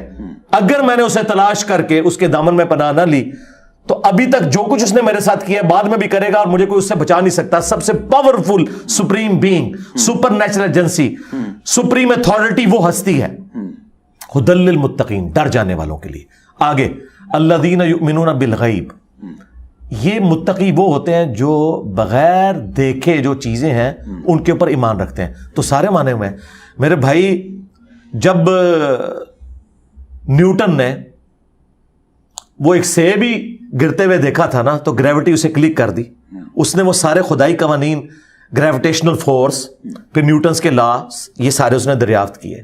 آئنسٹائن کا تو مقولہ کتنا زبردست ہے کہ religion without science is blind and science without religion is lame, یعنی سائنس جو ہے وہ ریلیجن کے بغیر کچھ بھی نہیں ہے اور ریلیجن بغیر سائنس کے اندھا ہے، کیونکہ یہ آنکھیں جو آپ کو دکھاتی ہیں کہ سب کچھ کسی کے کرنے سے ہو رہا ہے۔ تو یہ ساری کی ساری چیزیں بتا رہی ہیں کہ ایک خدا کا کانسیپٹ ہے۔ یہ کتابوں کا، باقی نماز، یہ ساری کی ساری چیزیں بعد میں صحیح۔ تو یہ پوری انسانیت کے لیے ہدایت ہے۔ ایگزسٹنس آف گاڈ یہ اصل ایشو ہے، ونس گاڈ ایگزسٹ باقی سارے سوال انویلڈ ہو جائیں گے۔ اوکے، لیکن جو آپ نے اس آیت کی تشریح کی، آپ کو یوں نہیں لگتا کہ یہ سادگی سے معاملہ آگے چلا گیا؟ ترجمے میں اگر ہم کریں تو اب اس کو جب تک اس آیت کی تشریح نہیں ہوگی تو یہ والا مطلب سمجھ نہیں آئے گا جو آپ نے بتایا۔ نہیں، مطلب تو آ گیا نا، جب دوسری آیت آ گئی ھدی للناس، پوری انسانیت کے لیے قرآن جو ہے وہ ہدایت ہے۔ مجھے بتائیں یہ کتنی بڑی 2 نمبری کی لوگوں نے کہ ھدی للمتقین کر کے پوری امت کو گمراہ کیا انہوں نے، اور متقین سے مراد خود اپنے آپ کو لے لیا۔ اسی تو میں کہہ رہا ہوں انہیں ویٹیکن سٹی میں بٹھائیں، یہ ہے ظالم۔ یہ اگر اسلام کے لیے مخلص تھے ھدی للناس کیوں نہیں بتایا؟ آپ جیسا بندہ، کتنی عمر ہو چکی ہے آپ کی؟ 44 ہو کے، میں آلموسٹ 46 کا، 44 ایئرس کی ایج میں ایک انٹلیکچوئل بھی کہہ رہا ہے ھدی للمتقین، اسے ھدی للناس کا نہیں پتا اس کے پیچھے مجرم کون ہے۔ ھدی للناس اگر رٹوایا جاتا کہ پوری انسانیت کے لیے، پھر تو لوگوں نے کہا تھا مولویو تسی سائڈ تے، وہ میرے لیے بھی قرآن میں ہدایت موجود ہے۔ انہوں نے ہدی للمتقین پھر اس کی غلط انٹرپریٹیشن کرنی شروع کی. تو یہ انٹرپریٹیشن بچ جانی تھی اگر میں قرآن ترجمے سے پڑھتا. ہدی للناس تک بھی میں نے پہنچ جانا تھا. سورہ بقرہ میں ہی ہدی للمتقین ہے اور ہدی للناس بھی سورہ بقرہ کے اندر ہی موجود ہے. اور پھر میں نے آگے جانا تھا فذکر بالقرآن من یخاف وعید. اے نبی قرآن سے اس سے آپ تبلیغ کریں جو اللہ کی دھمکی سے ڈرتا ہے, جو ڈرا ہوا ہے نا کہ میری مرضی کے بغیر مجھے کسی نے پیدا کیا اور میں اکاؤنٹیبل ہوں, اس پلانٹ ارتھ پہ مجھے پٹ کیا. جو میں نے بات کی تھی دنیا میں ہر انسان یہ عقید, جو آپ نے وہ شروع میں ایک سوال پوچھا تھا وہ بیچ میں سکپ ہو گیا, کہ یہ دنیا میں ایسے لوگ بھی ہیں جو ریلیجن میں بلیو کیے بغیر بھی اچھا انسان ہمارا مطلب جی, وہ اچھے انسان اسی وجہ سے ہیں کیونکہ ان کی نیچر پرورٹڈ نہیں ہوئی ہے. وہ نیچر ان کی نیچر میں رکھا گیا ہے, وہ اللہ نے ہر انسان کی نیچر میں رکھا ہے کہ جھوٹ بولنا برا ہے, سچ بول. انہوں نے اپنی نیچر نہیں نا پرورٹڈ کی. اگر کوئی ایک دیندار آدمی اپنی نیچر پرورٹڈ کر لے گا تو دنیا میں تو وہ بہت اعلیٰ درجے کا ایک بزرگ سمجھا جائے گا, آخر میں اس کی مٹی پلید ہو رہی ہوگی. اور میں ان لوگوں کے بارے میں بھی آپ کو بتا دوں, میں ان لوگوں کے بارے میں کوئی ایسا عقیدہ نہیں رکھتا کہ یہ جہنمی ہے. بالکل ان کی آخرت کا فیصلہ اللہ نے کرنا ہے کہ گیون سرکمسٹانسز کے اندر. کن لوگوں کی بات کریں جن کا نان مسلمس, ہاں ایتھیسٹ ہوں, کافر ہوں, جو بھی ہیں, ان کو گیون سرکمسٹانسز میں کتنی بات سمجھ آئی تھی اس کا فیصلہ اللہ نے کرنا ہے قیامت کے دن. ہاں دنیا میں جسے بات سمجھ آئی ہٹ درمی پہ اڑا ہوا ہے, ہم اسے ضرور یہ بتائیں گے, ان کو بھی بتائیں گے کہ ایک اللہ کا ماننا ضروری ہے, پیغمبر کا ماننا ضروری ہے. بتانے کے بعد ان کا معاملہ چھوڑ دیں گے اللہ کے سپرد, مر جائیں گے, ان کا جنازہ بھی نہیں پڑھیں گے, آخرت کا فیصلہ اللہ کرے گا. علی بھائی یہ جو آپ نے ابھی بات کی اس کا مطلب ہے کہ جو اسلام کا, خدا کا, اللہ تعالیٰ کا مطلوب ہے وہ تو ایک ایماندار شخص ہے جی جو کہ دیانتداری سے جو سوچ رہا ہے اس کو کہہ رہا ہے, اس پہ عمل کر رہا ہے, نہ کہ ایک بہتر عقیدے والا شخص ہے. نہیں, عقیدہ اس لیے بیچ میں آ جاتا ہے نا کہ خدا نے کائنات اس لیے تو نہیں بنائی نا کہ آپ خود ایک دوسرے کے ساتھ اچھے ہیں, اور خدا جس نے آپ کو پیدا کیا یہ ساری نعمتیں دی اس کو آپ سیریس ہی نہ لیں. لیکن وہ جو بھی سوچ رہا ہے وہ تو کسی دیانتداری کی بنیاد پہ سوچ رہا ہے نا, اس کے دیانتدار کتنا یہ تو خدا کو جب دیانتدار دیکھیں نہیں, دیانتدار آدمی تو ایک خدا تک پہنچ جاتا ہے. اسلام کے مخالفین جن کی ڈیوٹیاں لگی کہ آپ نے اسلام کے خلاف کتابیں لکھنی ہیں, وہ اسلام کی قبول کر رہے ہیں, انہیں تو ایٹ لیسٹ نہیں کرنا چاہیے تھا جن کے اوپر اتنی فنڈنگ ہوئی ہوئی تھی, جو پوری لیگیسی اسلام دشمنی کی لے کے چل رہے تھے. تو آخر اسلام نے انہیں کنکر کیوں کر لیا ہے؟ اس سچائی نے. آج بھی جو بندہ اپنے آپ کو دھوکہ دے گا نا وہ سچائی تک نہیں پہنچے گا. لیکن میں بتا رہا ہوں آپ کو, اگر کوئی شخص اپنے ساتھ بھی فیئر ہے اور سچائی کے لیے وہ کوشش کرے گا, ٹروتھ لور ہوگا, ایک خدا کا ماننے والا وہ ضرور ہوگا, الٹیمیٹلی یہاں تک پہنچے گا. ایتھیزم ڈینائل آف گاڈ نہیں ہے, ایتھیزم اپنی مرضی کی زندگی ہے. وہ خدا کو اس لیے ہٹانا چاہتے ہیں تاکہ رکاوٹ ہٹ جائے, ہم اپنی مرضی کی زندگی گزاریں. اس لیے آپ دیکھیں ان سے بھی آپ کریٹیکل تھنکنگ پہ بات کریں. میں نے تو جب بھی کبھی موقع مجھے ملا ہے 2 منٹ میں ان کا وہی بیہیویئر ہوتا ہے جو ایک پرورٹڈ مذہبی نیچر کے لوگوں کا ہے. انہی کے اصول اور مبادی پہ, سائنس کی بنیاد پہ. ظاہر ہے کہ وہ تو یہ سمجھ رہے ہوتے ہیں کہ میں ایک جاہل آدمی کے ساتھ, وہ تو ایک کوالیفائڈ انجینئر کے ساتھ بیٹھے ہیں, تو میں کہتا ہوں سائنس پہ بات کر لو, انٹروپی پہ بات کر لو, second law of thermodynamics پہ بات کر لو, لیکن اصول پہ رہنا ہے. مولویوں کو اس لیے دھوکہ دیتے ہیں, ان بیچاروں کو یہ چیزیں نہیں پتا. مجھے تو پتا ہے نا, میں کہتا ہوں اصول کھڑا کرتے ہیں, آؤ اس میں رنگ بھرتے ہیں, جہاں تم غلط ہوئے تم سرنڈر کرو گے, جہاں میں غلط ہوا میں سرنڈر کروں گا. 2 منٹ میں وہی ان کی باتیں اسی طریقے سے جو ہے غصے سے جو ہے وہ اتنی ہو جاتی ہیں اور یہاں سے تھوک نکلنی شروع ہو جاتی ہے 2 منٹ کے اندر. وہ بھی ایک پورے کا پورا کلٹ بن چکا ہے. علمی بحث کا تو انداز نہیں ہوتا. اچھا سر مجھے یہ بتائیے, ہم وہ پہلے بات کر رہے تھے ریزن کی اور ٹیکسٹ کی. ہم دیکھتے ہیں اسلامک ہسٹری میں کہ 12ویں صدی تک مسلمانوں میں ابن الہیشم بھی آ رہا ہے, ابن سینا بھی آ رہا ہے, البیرونی بھی آ رہا ہے, جابر بن حیان بھی آ رہا ہے, فلاسفرز بھی آ رہے ہیں, سب آ رہے ہیں. لیکن اچانک 13ویں صدی سے یہ سٹارٹ ہوتا ہے کہ ڈکلائن شروع ہو جاتا ہے. ابدال, کتب, اولیاء, ان کی تعداد صوفیاء کی, شاعروں کی بڑھتی جاتی ہے, اور یہ لوگ ایک دم بند ہو جاتے ہیں. ایک دم اس طرح کا علم جو کہ دنیا پوری, اصفہان میں, قاہرہ میں, ادھر سمرقند میں, بخارا میں, کہاں کہاں, دمشق میں, غرناطہ میں لوگ آتے ہیں, تیونس میں, ایک دم سے یہ سارے علمی مرکز ہی ختم ہو جاتے ہیں. اور اس کے اینڈ پر لاسٹ مین کی وارننگ جس کو کہا جاتا ہے, ابن رشد نے کہا تھا کہ تم ان فلاسفرز کو جو کہہ رہے تھے کہ ہمیں کسی ریزن کو بتانے کی ضرورت نہیں ہے, ہمیں بس یہ بتانے کی ضرورت ہے کہ یہ ہمیں ٹیکسٹ میں لکھا ہے, اس پہ عمل کرو. اس نے کہا اگر تم ریزن نکال دو گے نا مذہب سے تو پھر تمہارا ایک انریزنیبل گاڈ پر تم اینڈ کرو گے. یہ لوجک پیش کی جاتی ہے. آپ کا کیا خیال ہے کہ 13ویں صدی کے بعد ایک دم سے مسلمانوں میں سائنس اور فلسفے کے بڑے بڑے عالم آنا ہی بند ہو گئے جن کو دنیا مانتی تھی؟ دیکھیں, جب بھی کوئی اسکول آف تھاٹ, کوئی امپائرز کھڑی ہوئی ہیں نا, ان کا جب ڈاؤن فال شروع ہے نا وہ ایک دم نہیں ہوتا, گریجولی ہوتا ہے. یہ گریجولی ہوا ہے. اچھا, اس کے پیچھے ریزن یہ ہے کہ جب آپ عیاشیوں کے عادی ہو جائیں اور ایک دفعہ آپ ایک مقام حاصل کر لیں, پھر آپ معاملات میں ریلیکس ہو جاتے ہیں. میں آپ کو بتاتا ہوں کہ جو رومن امپائر تھی یہ مسلمانوں کے ہاتھوں کیوں مغلوب ہوئی ہے؟ کیونکہ وہ کنکلوڈ کر بیٹھے تھے ہم سپر پاور ہیں. بیزنٹین امپائر, جی جی, ایسٹرن رومن, ہاں جی, اپنے آپ کو کنکلوڈ کر بیٹھے ہوئے تھے. عربیوں کو یہ زیادہ سمجھتے تھے کہ یہ جس طرح لوٹ مار کرنے والے لوگ ہیں بس یہی کچھ کر سکتے ہیں. انہیں کیا پتا تھا یہ عرب اب وہ نہیں رہے, یہ عرب وہ ہیں کہ جو ایک جھنڈے کے نیچے جمع ہو چکے ہیں. طوائف الملوکی ان کی ختم ہو چکی ہے. اور دوسرا ان کے اندر ایک پروفٹ آیا جس کے ذریعے انہیں ٹیکسٹ اور زبان مل گئی ہے ریزننگ کی. ان کے عقائد کے اندر جس نے سورہ آل عمران, سورہ نساء, سورہ مائدہ 3 سورتیں پڑھی ہوئی ہیں نا, کوئی بھی رومن کرسچن, کوئی پادری اس کے ساتھ لاجک میں نہیں بیٹھ سکتا جیسس کرائسٹ کے حوالے سے اور ریلیجن کے حوالے سے. اور وہ انہوں نے ازبر کیے ہوئے تھے. یعنی اللہ تعالیٰ نے انہیں ان کی زبان کے اندر دینی علم بھی دے دیا اور طوائف الملوکی بھی ان کی ایک لیڈرشپ کے اندر ختم کر دی اور انہوں نے الٹ کے رکھ دیا ان کو, رومنس کو. اچھا, دوسری طرف رومنس کنکلوڈ کر بیٹھے تھے کہ ہمارا تو مقابلہ کوئی نہیں کر سکتا, اسی لیے ان کی آرمی بھی اسی طرح کی جو آسائشیں ان کی عادی ہو چکی ہوئی تھی. اور یہاں پہ عرب کے لوگ بیچارے کھجور کھا کے گزارا کرنے والے اور ریگستان میں اتنے ٹف ماحول کے عادی, صرف طوائف الملوکی تھی اور یہ کچھ کمزوری ہے تو اپنی تیز رفتاری. جی جی, ہاں, وہ آپ دیکھیں کتنے مشکل ماحول کے عادی تھے. یہاں بھی یہی ہوا, جب ہم دنیا میں پاور ہمیں مل گئی پھر ہم بھی آہستہ آہستہ ریلیکس ہونا شروع ہو گئے. کرتے کرتے کرتے ایسے ریلیکس ہوئے. اور وہ جو ڈارک ایجز کے اندر یورپ تھے وہ تو یہاں تعلیم حاصل کرنے آتے تھے نا, ہماری گولڈن ایجز. جی جی, پھر یہ تو ہوئے ریلیکس, پھر ہمارے اوپر اللہ کی طرف سے بھی تو عذاب کا کوڑا تاتاریوں کی شکل میں برسا نا, صلیبی جنگیں اور یہ ساری چیزیں ہوئی. پھر بھی ہم نے نہیں لرن کیا نا, آہستہ آہستہ آہستہ آہستہ یہ سارے کے سارے معاملات ختم ہو گئے. آج کی ڈیٹ میں بتاؤں بالکل ڈفرنٹ چیز ہے. آج کی ڈیٹ میں science is a common religion Umang humanity. اب آپ ہیومینٹی کی بات کریں, but science is not religion. لیکن میں اسے ریلیجن مانتا ہوں نا, اسکول آف تھاٹ کے پوائنٹ آف ویو سے. اسکول آف تھاٹ, ہاں, اسکول آف تھاٹ کہہ لیں, ٹھیک ہے, اس کی. اور میں اسے سب سے بڑا ریلیجن مانتا ہوں. اس کی وجہ یہ ہے کہ science physical phenomena of nature کا علم ہے. قرآن اللہ کا قول ہے اور فزیکل فینومینا آف نیچر اللہ کا فعل ہے. اللہ کے قول اور فعل میں تضاد نہیں ہوگا. قرآن کا علم جو قرآن نے 1000 آیات سائنٹیفک فیکٹس اور فزیکل فینومینا آف نیچر سے ریلیٹڈ ہے, اسی کا علم ہے نا. سائنس کسے کہتے ہیں؟ سائنس نالج کیا ہے؟ The knowledge obtained through observations and experiments is known as science. تو قرآن کیا ہے؟ یہ observations ہی تو بیان کرتا ہے, ٹھیک ہے نا. اللہ کا سارے کا سارا فیل کا جو ہے ریٹن ایکسپیریمنٹ نہیں نا ہوتا. دعا کا کیا ایکسپیریمنٹ ہوگا سرکار؟ وہ آپ سائنس کو مطلب کیسے کہتے ہیں؟ جی اس طرف لے کے جا رہے ہیں نا. میں سائنس کو اس حوالے سے کر رہا ہوں, اس کا وہ ایک رخ بیان کر رہا ہوں کہ سائنس فزیکل جو ورلڈ ہے اس کے نالج کا نام ہے. اس فزیکل ورلڈ کا بانی کون ہے؟ خدا. کیونکہ ہر ایک چیز کے پیچھے جب آپ ڈیپ ڈگ کرتے ہیں تو خدا تک پہنچتے ہیں.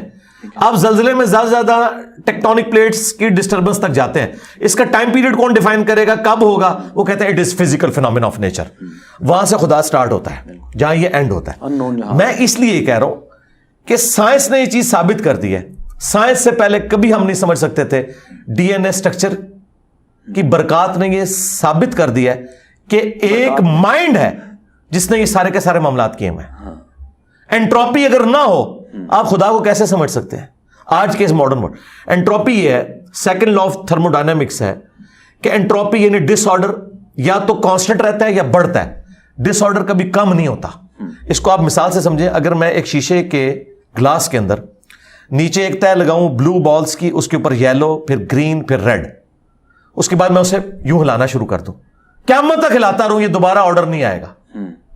اس کو کہتے ہیں انٹروپی, کہ یہ بڑھتی جائے گی. تو یہ بگ بینگ کون سا دھماکہ تھا جس نے اتنا بڑا آرڈر بنا دیا ہے کہ اس وقت پلانٹ ارتھ پہ 2 ملین سے زیادہ سپیشیز ہیں. ایک ایک سپیشیز کے اوپر آپ پوری پوری زندگی گزار دیں, اس کی ہیبٹس کو. اور بلکہ آج تک سائنس جب بھی کروکوڈائل کو, ایلیفینٹ کو ڈسکس کرتی ہے نا, تو وہ کوالٹیز کا ذکر کرتی ہے. اس میں اس لیے ہے تبھی یہ ہوتا ہے, اگر یہ نہ ہوتا تو یہ ہو جاتا. آج تک کبھی ڈرا بیک نہیں بیان کیا. تو یہ اتنا بڑی چیز, اتنے بڑے ڈس آرڈر سے اتنا بڑا آرڈر کریٹ ہو گیا, سوائے اس کے کہ اس کے پیچھے ڈیوائن سورس ہے. اور وہ میں آپ کو اس گلاس میں بتا سکتا ہوں, آپ اس کو ہلاتے رہے, اس کی بجائے میں اگر ایک انگلی داخل کروں اور میں سب کو ترتیب دینا شروع کر دوں اور واپس ادھر لے آؤں تو پھر آپ کو ماننا پڑے گا. اور یہی سیکنڈ لا آف تھرموڈائنمکس ہے, جب تک آپ انٹروین نہیں کرتے نا دوبارہ آپ آرڈر بحال نہیں کروا سکتے. اور یہ سائنس نے ہمیں آج بتایا, یہ سارے کا سارا آرڈر, ہارمونی آپ کو جو نظر آ رہی ہے اس سپریم بینگ کی وجہ سے. اس لیے میں کہہ رہا ہوں کہ سائنس ایک کامن ریلیجن ہے اس حوالے سے کہ جو بندہ قرآن کو نہیں بھی مانتا, سائنٹیفک فیکٹ کا تو انکار نہیں نا وہ کر سکتا. تو آج میں اگر خدا کا تعارف کسی ایتھیسٹ کو پیش کروں تو کامن بک قرآن تو نہیں ہوگی، سائنس ہوگی. اگر میں ایک ہندو کو ٹرو سینس آف گاڈ بتاؤں گا تو کامن بک ان کی بھگوت گیتا نہیں ہوگی بلکہ سائنس ہوگی. اگر میں کرسچن کو ٹرو خدا کا کنسیپٹ بتاؤں گا تو میں اس کو بائبل سے نہیں بتاؤں گا، سائنس سے بتاؤں گا. اس لیے میں کہتا ہوں میں سائنس کو آن کرتا ہوں. اچھا، سائنس کیا عقائد کو سائنسی بنیادوں پر ٹیسٹ کیا جا سکتا؟ وہ تو میں نے آپ کو پہلے بتایا کہ مورل لاز سائنس نہیں ڈیل کرتی. ہاں، یہ وہ سارے لاز ہیں جن کا موریلٹی سے تعلق نہیں ہے. ٹھیک ہے، مورل لاز نہیں. اچھا سر، دنیا میں خلافت یا اسلامی حکومت قائم کرنا ملکوں میں، اپنے ملک میں اور باقی ملکوں میں بھی، کیا یہ مسلمانوں کا فرض ہے؟ اسلامی حکومت جو آپ سٹارٹ میں دیکھیں نا، اس میں تھوڑا کانسیپٹ میرا ڈیفرنٹ ہے. یعنی ڈیفرنٹ سے مراد یہ ہے کہ جو لوگ سمجھتے ہیں کہ دنیا میں ہم نے ہر ملک کو فتح کر لینا ہے اور وہاں پہ اسلام کا جھنڈا گاڑ دینا، ایسا کوئی سلسلہ نہیں ہے جی. سیدھی سی بات ہے. نبی الاسلام کی بعثت خاصہ تھی عرب کے لوگوں کی طرف، پلس آپ علیہ السلام کی بعثت عامہ پوری انسانیت کے لیے. لیکن اس میں بھی جو آپ نے حجت تمام کی اپنے زمانے میں، رومنز اور پرشینز کو خطوط لکھے، صحابہ کرام نے اپنی جنگیں انہی کے اوپر مسلط کی. اس کے بعد قرآن میں آیا کہ یا تو دوسرے لوگ آپ کو جزیہ دے کے امن کی زندگی گزاریں گے، یا آپ کا ریلیجن قبول کریں گے، یا آپ سے جنگ کریں گے. یہ تو معاملہ اپنی جگہ درست ہے. لیکن ونس یہ سارے کے سارے ملکوں کے سلسلے جب بن چکے ہیں آپ، اور سب لوگ اپنی اپنی جگہ، مجھے بتائیں مسلمان اپنے ملکوں کے اندر ناانصافی کا نظام لے کے بیٹھے ہوئے ہیں، وہ کس طرح کہیں گے یورپ اور امریکہ کو کہ اپنے ملک ہمارے حوالے کرو؟ ہاں، آج اگر ہم ان سے بیسٹ سسٹم رکھتے ہو نا تو ہمیں یہ رائٹ حاصل ہے کہ ہم ان سے یہ کہیں کہ بھئی امن کا نظام ہو. جس طرح وہ ٹھیکیدار امریکہ بنا ہے نا دنیا میں، حالانکہ وہ بدماشی کر رہا ہے کہ جی میں یہاں پہ ڈیموکریسی لے کے آؤں گا، حالانکہ ملوکیت بھی وہی لے کے آتے ہیں. وہ تو اس کا ورلڈ آرڈر. میں کہتا ہوں کہ اگر امریکہ کی جگہ پہ ہم ہو نا اور ہم اسلامک ورلڈ آرڈر چلانا چاہیں تو ہمیں ضرور چلانا چاہیے، لیکن دنیا میں امن کے لیے، بدماشی کے لیے نہیں. اور اگر یہ نہیں ہے تو ہمیں بالکل کوئی ضرورت نہیں ہے. میرا خیال ہے وہاں لوگ زیادہ اچھی زندگی گزار رہے ہیں مسلمان ملکوں سے. اچھا سر، اسلام نے اپنے آنے کے بعد دنیا کو وہ کیا بہتر چیزیں دیں؟ کیا بہتری، کون سا ٹیڑھ تھا جس کو سیدھا کیا جو اس سے پہلے سیدھا نہیں تھا، یا خراب، یا لوگوں کے پاس وہ بہتر چیز نہیں تھی جو ہم نے دی؟ سب سے بڑی چیز یہ ہے کہ ہم نے فریڈم آف ایکسپریشن دی ہے کہ آپ اپنے بادشاہ سے ہٹ کے بھی اپنا ریلیجن رکھ سکتے ہیں. آپ کو رائٹ ہے کہ آپ اپنے ریلیجن کے مطابق زندگی گزاریں. یہ رائٹ آپ کو نہ پرشینز دیتے تھے نہ رومنز دیتے تھے. 632 سے پہلے یہ نہیں تھا. کہاں تھا؟ آپ کے سامنے یہ سب کچھ. آج جو ہم عورتوں کے حقوق کی بات کر رہے ہیں، بتائیں عورتوں کی کیا حیثیت تھی رومنز اور پرشینز کے ہاں؟ آج اسلام سے مورل لاز چوری کر کر کے ہمیں بتا رہے ہو کہ ہیومن ڈگنیٹی کیا ہے. اگر یہ تھی تو اسلام سے پہلے کہاں مری ہوئی تھی ساری ہیومن ڈگنیٹی؟ یہ سارے تھپیڑے کھا کے جو انسانیت نے سیکھا ہے، اس کے اندر سب سے بڑا ہاتھ ہمارے پروفٹ کا ہے صلی اللہ علیہ وسلم. ورنہ ان سے پہلے دکھائے نا جتنی سویلائزیشنز تھی وہاں عورت کا کیا مقام ہوتا تھا. اسلام نے پہلی دفعہ آگے کہا کہ بھائی زیادہ مرد 4 شادیاں کر سکتا ہے، اور اس میں بھی اتنی اس نے سختی کی کہ ایک پر اکتفا کرنا ہے اگر انصاف نہ کر سکو. پہلے تو عورتوں کو انہوں نے کیا بنایا ہوا تھا؟ نہ ان کو وراثت میں کوئی حصہ دیتے تھے، بچیوں کو زندہ درگور کر دیتے تھے. عورت کو صرف ایک سیکس ٹوائے بنایا ہوا تھا، اس سے زیادہ نہیں. کموڈٹی بنایا ہوا تھا جو آج معذرت کے ساتھ یورپ امریکہ میں بھی بنایا ہوا ہے انہوں نے. یہ جو صرف طلاق ہونے کے اوپر آدھی جائیداد مل جانا، اس کو بڑا پریزنٹ کر رہے ہیں. مجھے بتائیں جو یہاں پہ عورت کی عزت ہے، بچپن میں وہ اپنے باپ کے زیر سایہ ٹوٹل ذمہ داری وہ اٹھاتا ہے، پوری رسپیکٹ دیتا ہے. یقین کریں ہم اپنی بچیوں کے ساتھ وہ سلوک کرتے ہیں کہ ہمیں بعض کا ڈر لگتا ہے کہ یا اللہ کہیں بیٹوں کے ساتھ زیادتی نہ کر دیو. اتنا اسلام نے ہمیں عورت کے بارے میں رسپیکٹ سکھائی. اچھا، جب وہ بیوی بنتی ہے تو خاوند گھر اسے رانی بنا کے رکھتا ہے. یہ نہیں کہتا کہ جی جاؤ تم بھی کما کے لاؤ اور میں بھی کما کے اپنا اپنا کھائیں گے. وہ کہتا ہے تو گھر کی رانی ہے، میں محنت کروں گا، تو میری عزت ہے. ٹھیک ہے. بوڑھی ہو جاتی ہے تو اولاد اسے ماں کا درجہ دیتے ہیں. ٹھیک ہے. یہ سب کچھ اسلام نے دیا ہے نا. انہوں تو اولڈ ایج ہاؤسز بنائے ہوئے ہیں نا. ٹھیک ہے. ہم صرف ایک چیز دیکھ رہے ہیں کہ جی وہاں کسی کے ساتھ زیادتی ہو جائے، تو یہ اللہ کے فضل سے یہاں اسلام کے اس صاحبان کی وجہ سے زیادتی ہوتی ہی بہت کم ہے. اگر آپ دیکھیں اتنے بڑے 22 کروڑ کی عوام میں جہاں نہ کوئی قانون نہ کوئی جوڈیشری کی حکمرانی، اس کے باوجود یہ سارے کے سارے معاملات چل رہے ہیں. تو اسلام نے سب سے بڑی چیز آپ کو یہ دی ہے کہ آپ اپنی مرضی کا ریلیجن رکھ سکتے ہیں. اس کے بعد جو پسا ہوا طبقہ تھا اس کے حقوق دیے ہیں جو اس سے پہلے نہیں تھے. غلامی کو اتنا ڈسکریج کیا کہ وہ آٹومیٹکلی دنیا سے ختم ہو گئی. عورتوں کو حقوق دیے، چاہے وہ ماں کی شکل میں ہو، بیوی کی شکل میں ہو. دیکھیں آپ بخاری میں حدیث ہے کہ پہلے 3 جو حق ہے وہ ماں کے چوتھا باپ کا آتا ہے. پہلے کہاں ماں کے بارے میں؟ پہلے تو یہ حالت تھی کہ باپ مرتا تھا نا, اس کی ساری بیویاں بڑے بیٹے کی بیویاں بن جاتی تھی. دیکھیں نا, یہ دوسری بڑی چیز دی ہے اسلام نے. میں یعنی یہ اس اعتبار سے بات کروں جو ایک عام انسان سننا چاہتا ہے, ورنہ اسلام کی سب سے بڑی چیز جو ہے وہ توحید ہے, ٹرو کنسپٹ آف گاڈ. جو ملائن کر دیا تھا دوسرے ریلیجنز نے, وہ آ کے قرآن نے دیا ہے, نبی علیہ السلام نے دیا ہے. لیکن اس وقت میں چونکہ اس ماحول کے اندر بات کر رہا ہوں تو میں پھر وہی والی لینگویج بولوں گا جو آپ سننا چاہتے ہیں, کہ آپ اپنی مرضی کا دین رکھیں, فریڈم آف ایکسپریشن رکھیں, دوسرے کو بھی موقع دیں. پھر جو پسے ہوئے طبقے تھے ان کے حقوق ہیں, اور پھر اس کے بعد پرپز آف لائف آپ کو دیا ہے کہ میں اچھا کیوں بنوں. سب کو تو نوبیل پرائز نہیں ملنا, مدر ٹریسا کو ملا ہے. اس طرح کی کئی عورتیں ہیں جو ہر شہر میں آپ کو ایک ایک دو لوگ ایسے نظر آئیں گے جو یہ کر رہے ہیں, انہیں نوبیل پرائز نہیں ملتا, وہ ملالا کو ہی ملا. ٹھیک ہے, یہ لوگ کیوں کریں؟ انہوں نے کس سے اجر لینا ہے؟ خدا سے.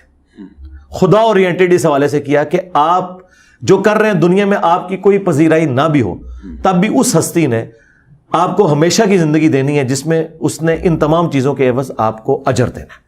یہ تین بڑی بڑی چیزیں. اچھا سر, لیکن ہم دیکھتے ہیں کہ چائنیز ہیں, 1 ارب سے اوپر ان کی آبادی ہے, بدھ ہیں, ان کا تو آخرت کا کوئی تصور نہیں ہے, اور زمانوں سے نہیں ہے, کنفیوشس کے دور سے نہیں ہے. اس کے باوجود انہوں نے ترقیاں بھی کی ہیں, ان کی ہینڈ سویلائزیشن, ان کی کئی پیڑھیاں گزر گئیں, اور ان میں ایجادات ہوئیں, مورالٹی بھی ہے, ترقی بھی کر رہے ہیں. وہ تو اس تصور کے بغیر قتل و غارت نہیں ہوا ادھر؟ ہوا ہے, بہت ہوا ہے, لیکن دنیا میں آج مسلمانوں کے ساتھ کیا ہو رہا ہے وہاں پہ سنکیانگ صوبے میں؟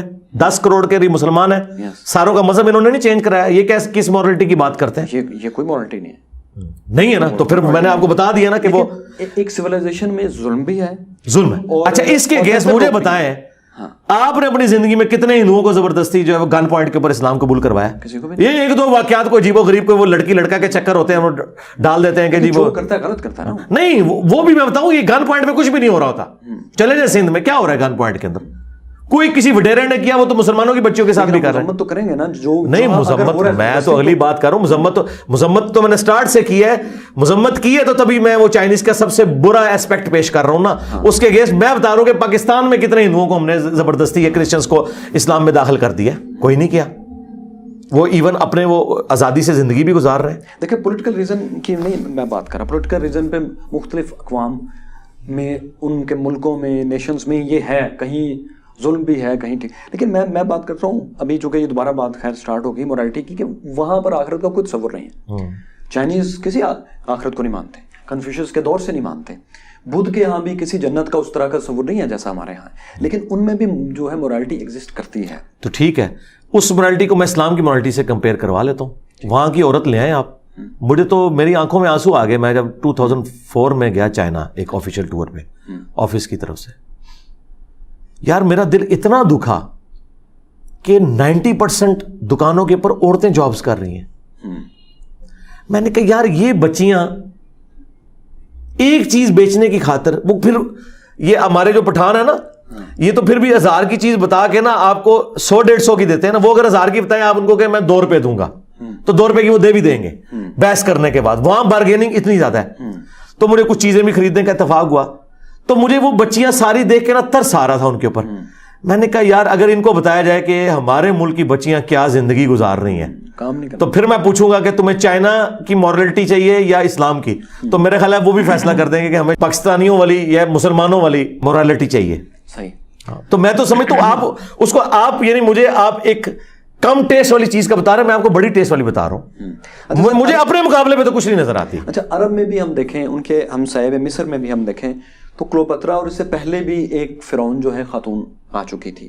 عرب میں بھی بچیوں کو زندہ بھی دفن کیا کرنے والے لوگ تھے, اور ان میں ختیجہ جیسی اور ہندا جیسی بھی خواتین تھیں جو کہ اپنے قبیلے میں بڑی سیر رکھتی تھیں, کاروبار کرتی تھیں. تو ایسا کہا جاتا ہے کہ یہ نہیں تھا کہ اسلام سے پہلے خواتین کو عرب میں بالکل ہی عزت نہیں تھی, مطلب دونوں اسٹریم ساتھ ساتھ چل رہی تھیں. نہیں, یہ ہوتا ہے سسٹم کی آؤٹ پٹ اور چیز ہے, انڈیویجول اور چیز ہے. 2-4 مثالوں سے آپ پورا سسٹم تو نہیں آپ کہہ سکتے.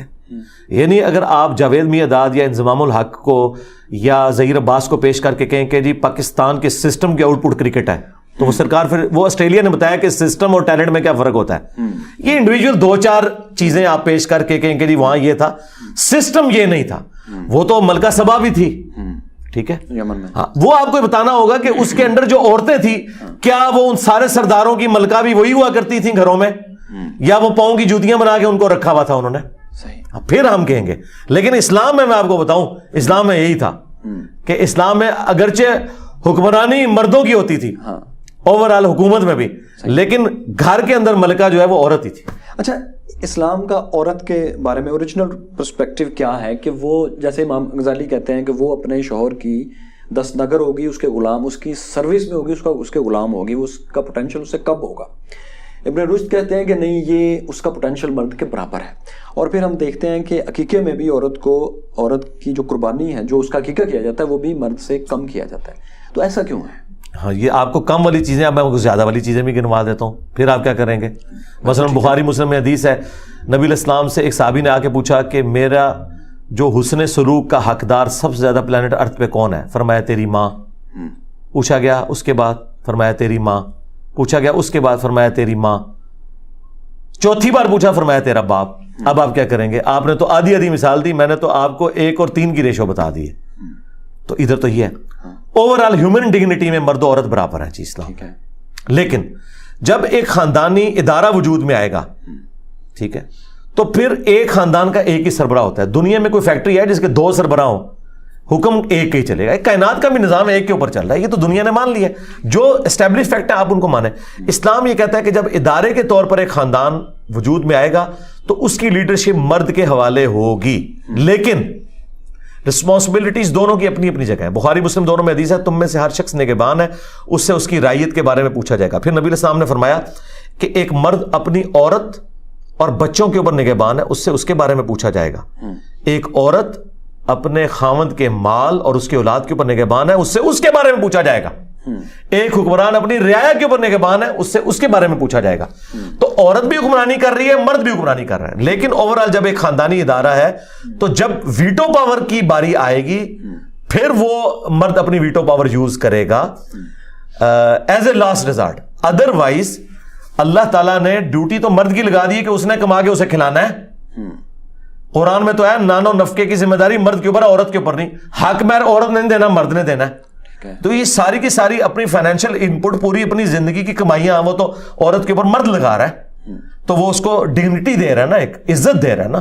تو اس حوالے سے باقی جو آپ وہ والی باقی باتیں کر رہے ہیں نا, اس کی لاجک کیا ہے کہ ہم اس کا حقیقت میں اس کی لاجک میں جو لوگ تباہ آزمائی کرتے ہیں نا, ہم ان لوگوں کے ساتھ ایگری نہیں کرتے ہیں. لاجکس میں بھی بہت پیش کر دوں گا. ٹھیک ہے, اس کی لاجک صرف یہ ہے کہ ول آف گاڈ ہے, خدا کا حکم ہے. قرآن میں واضح ہے لا یسأل عما یفعل وہم یسألون. اللہ کو کوئی پوچھ نہیں سکتا, اللہ ہر ایک کو پوچھ سکتا ہے. یہ جن علماء کو ہم بڑا بنا کے پیش کرتے ہیں, کئی علماء نے اس کی لاجکس بھی دی ہیں کہ دیکھیں جی, عورت جو بیبی گرل ہے نا, بیماریوں کے اگینسٹ ریزسٹنس اس کے اندر زیادہ ہوتی ہے ایز کمپیئر ٹو مرد کے.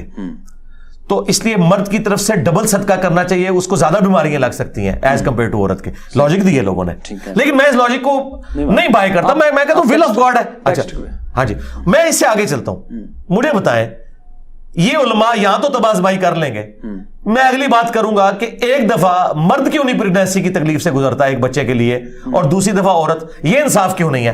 اب سارے علماء اور سارے مفکرین اور فلاسفر مل کے مجھے اس کی لاجک پیش کر دیں. الٹیمیٹلی یہ میری بات کریں گے ول آف گاڈ. یہ قرآن کی آیت ہے, لا یسأل عما یفعل وہم یسألون. اللہ کو کوئی نہیں پوچھ سکتا اس نے یہ کام کیوں کیا, اللہ سب کو پوچھ سکتا ہے. اس طرح کے جتنے معاملات ہیں ہم لاجک اپنی ایک لمیٹڈ سوچ کے مطابق دیتے ہیں, باقی سب کے پیچھے ول آف گاڈ ہے. اچھا سر, آپ نے یہ کہا کہ 2-4 یہ جو خواتین ہیں یہ انڈیویجول ایگزامپلز ہیں, جبکہ انڈیویجول نہیں ہیں. ہم دیکھتے ہیں کہ جہاں جہاں خواتین کو موقع ملتا ہے, آپ کن الزبتھ کو لیں, آپ گولڈا مائر کو لیں, آپ بینظیر بھٹو کو لیں, آپ عام سے, یہ تو ٹاپ ہے نا جو پاورفل وومنس تھیں. جن سوسائٹیز میں آج خواتین کو موقع ملتا ہے وہاں وہ ہر جگہ اپنے آپ کو دکھاتی ہیں. ایون ابھی آپ ڈی این اے کوڈ کی بات کر رہے تھے, اس کو ڈیسائفر کرنے والے, اس کو سب سے پہلے اس کو کھولنے والی خاتون تھی. سائنس کی ترقی میں جہاں جہاں یعنی ان کو موقع ملا ہے, انہوں نے پوٹینشیل دکھایا کہ وہ کسی سے کم نہیں ہے. اس لیے میرا خیال ہے کہ یہ انڈیویجول ایگزامپلز نہیں ہیں. نہیں, میں نے اس طرف تو بات ہی نہیں کی ہے. میں اس حوالے سے بات کر رہا ہوں مورل ویلیوز کے پوائنٹ آف ویو سے میں بات کر رہا تھا. یہ تو اسپیکٹ ہی آپ دوسرا لے آئے ہیں نا.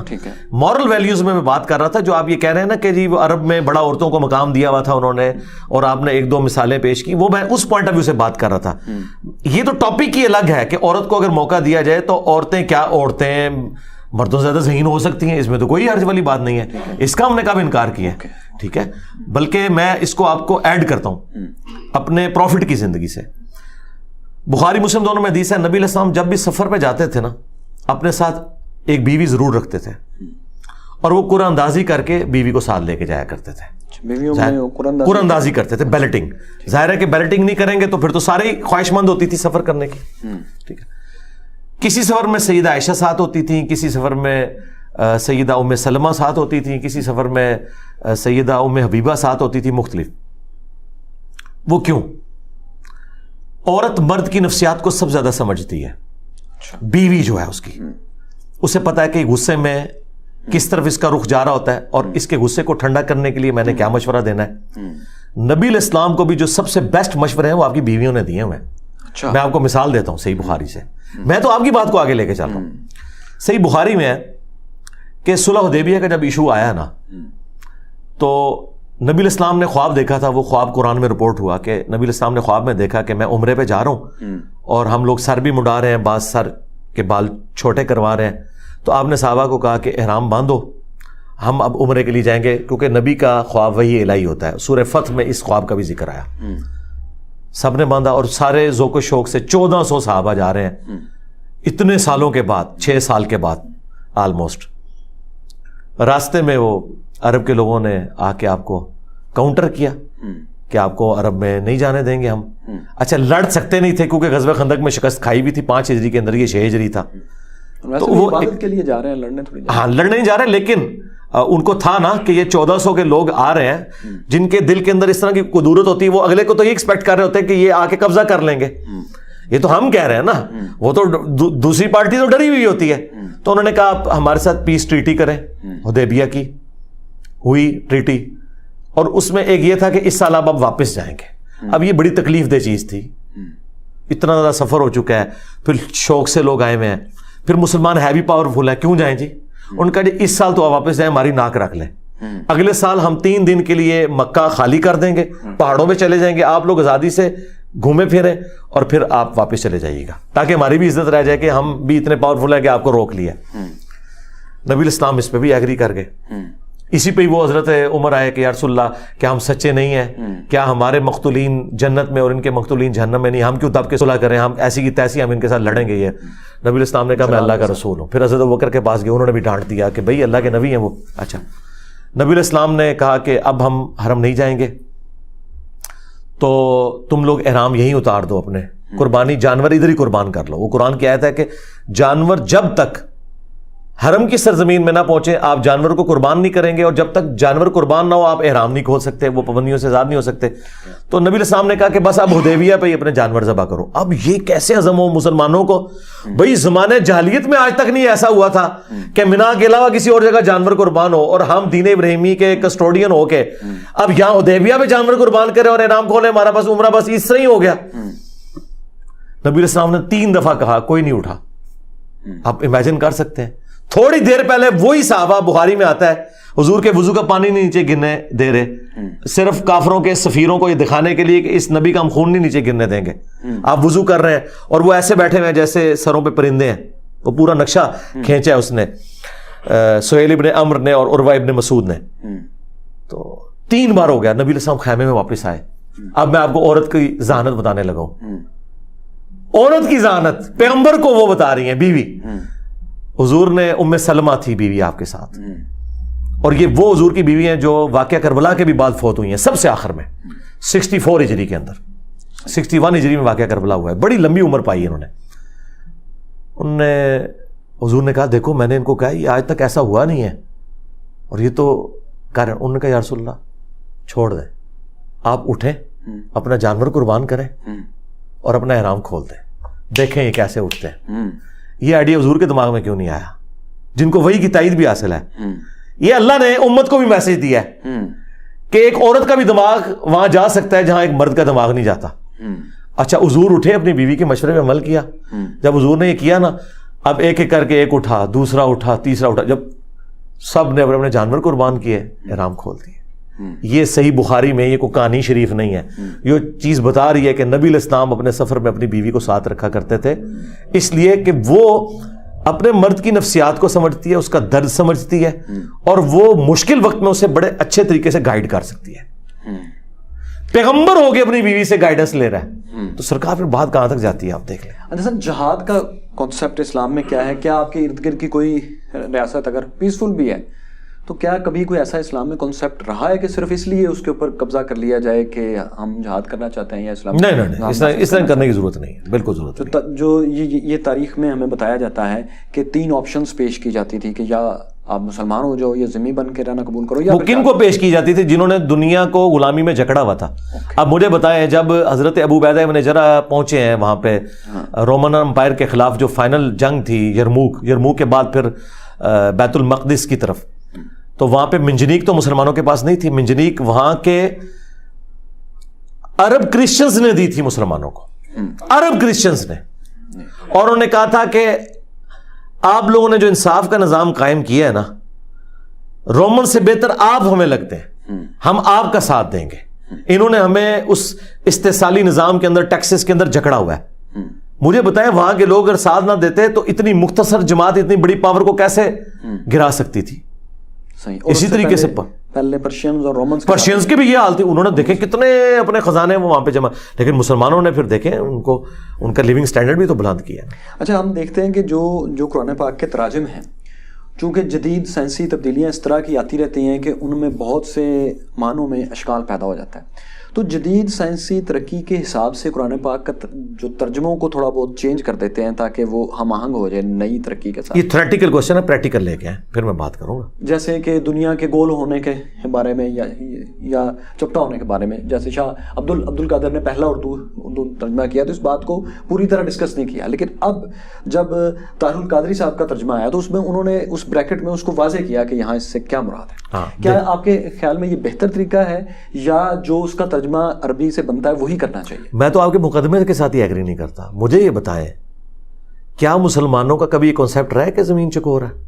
نہیں, میں کہہ رہا ہوں کہ جب مسلمانوں, دیکھیں اگر یہ قرآن کا عقیدہ ہوتا تو مسلمانوں کا عقیدہ ہوتا نا, تو قرآن میں کوئی آیت نہیں جس کا یہ ترجمہ بنتا ہو. شیخ ابن باز بہت دیر تک اڑے رہے ہیں سعودی عرب میں. نہیں, چکور کے اوپر نہیں, وہ تھا زمین ساکن ہونے کے اوپر. ہاں, وہ تو ٹاپک الگ ہو جائے گا نا, میں پہلے چکور پہ آ جاؤں. چلیں ہم اسی اسٹیپ وائز چلیں گے نا. دیکھیں, میں نے آپ کہا تھا میں سائنس کا اسٹوڈنٹ ہوں, میرے ساتھ لاجیکل بات کر رہی ہیں. ہاں, اب لاجیکل ادھر ہی آ رہے ہیں, ادھر ہی رک جائیں, میں اب اس کو ریبٹل کرتا ہوں. صرف سوال یہ ہے کہ کیا اس ترقی کے ساتھ ترجمے کو ہم آہنگ کر دینا چاہیے, یا جو عربی سرکار یہ تو مقدمہ ہے نا, جب تک ہم پریکٹیکل مثال نہیں رکھیں. انجینئرز کیوں بازی لے جاتے ہیں سب کے اوپر, سائنٹسٹ کے اوپر بھی بازی لے جاتے ہیں, مذہبی پیشواؤں کے اوپر بھی بازی لے جاتے ہیں, کیونکہ ہم اپلائیڈ سائنسز کے اسٹوڈنٹ ہیں. ہم صرف تھیوری پہ نہیں رہتے.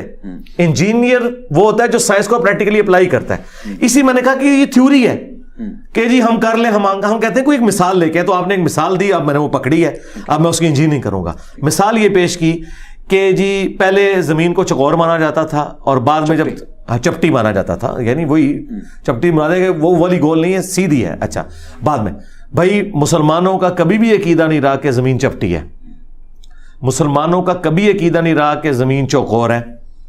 مسلمانوں کا شروع سے یہ عقیدہ ہے کہ مسلمان زمین کو گول ہی مانتے ہیں. اچھا, اس کا ثبوت یہ ہے کہ سب سے پہلے زمین کا سرکمفرنس البیرونی نے کیلکولیٹ کیا, مسلمان تھا, عباسی حکومت عروج پہ تھی, اس نے انعام دیا اسے.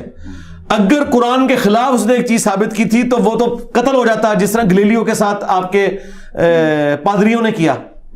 ٹھیک ہے, ہاں, تو لہذا یہ کبھی کانسیپٹ نہیں. پھر دوسرا, قرآن میں بار بار آیا ہے کہ ہم رات کو لپیٹ لاتے ہیں. میں کہہ رہا ہوں لوگ ایسے مسلیڈ ہو جائے, گلیلیو بچ گیا تھا وہ بول کے, نہیں مرا نہیں تھا, لیکن چھوڑا تو انہوں نے کچھ نہیں تھا نا. اور گلیلیو بھی پہلے پادری تھا, آپ کو پتا نا, پادری تھا, اور اسے سائن کی تھی انہوں نے اسائنمنٹ اس حوالے سے کہ تو ہمارا بڑا ہونہار قسم کا ہے, تو تو جو ہے نا اس کو آگے لے کے چل. لیکن وہ تو جب اس نے وہ دوربین بنائی, جب وہ چرچ میں انٹر ہوا, اس نے وہ دیکھا شیشے میں سے, اس کو بڑی نظر آئی, وہ پوری ایک ہسٹری, یعنی وہ اس تک تو پہنچایا نا, زندگی تو اجیرن کر دی نا. ہاں, زندگی تو اجیرن کی ہے نا, جس نے میری کی ہوئی ہے انہوں نے. ٹھیک ہے نا. تو میں اس پوائنٹ آف ویو سے بات کر رہا تھا. اچھا اب وہاں پہ آ جائیں, البیرونی کو کوئی انہوں نے پھر قرآن میں جو آیا بار بار, ہم لپیٹ لاتے ہیں دن کو رات کے اوپر اور رات کو لپیٹ لاتے ہیں دن کے اوپر. یہ جو لپیٹنے کا کانسیپٹ ہے نا ایک دوسرے کے اوپر, یہ ہمیشہ ایک سفیریکل چیز کے اوپر ہی ہو سکتا ہے. اچھا لہٰذا یہ کبھی کانسیپٹ نہیں تھا کہ زمین چپٹی ہے. ہاں یہ ضرور تھا جو قرآن میں ہے نا کہ ہم نے زمین کو بچھونا بنایا, ٹھیک ہے, جو وہ ایک اگلے دن ایک ہندو عورت نے بھی اس پہ اعتراض کیا تھا. بچھونا قرآن ایک عربی لٹریچر میں بات کرتا ہے. سرکار قرآن میں اگر سن سیٹ کا ذکر آ رہا ہے ذوالقرنین بادشاہ کے اعتبار سے اور آپ اس پہ مذاق اڑائیں, تو کیا نیو یارک ٹائمز کے اندر سن سیٹ اور سن رائز جو لکھا ہوتا ہے تو ہم ان کی سائنس کا مذاق اڑائیں گے؟ وہ لٹریچر کی زبان میں بات ہو رہی ہے. ایک سائنٹسٹ بھی کہتا ہے میرا دل کر رہا ہے بریانی کھاؤں, وہ یہ نہیں کہتا میرا دماغ کر رہا ہے. ہم اس کا مذاق نہیں اڑاتے کہ یار یہ دل دماغ. بھائی جب لٹریچر میں, قرآن لٹریچر کی بک ہے, وہ لٹریچر میں بات کرے گی, تو لٹریچر میں اسی طریقے سے گفتگو ہوتی ہے جو ہوتی ہے کہ زمین کو بچھونا بنایا. کیوں؟ زمین کو سٹیبل بنایا. اللہ نے زمین میں راستے رکھے. آج بھی ایک سیکنڈ میں زمین پہ 2 زلزلے آتے ہیں, ان کا ایمپلیٹیوڈ کم ہوتا ہے, اگر زیادہ ہو تو زمین سسٹین نہیں کر سکتی.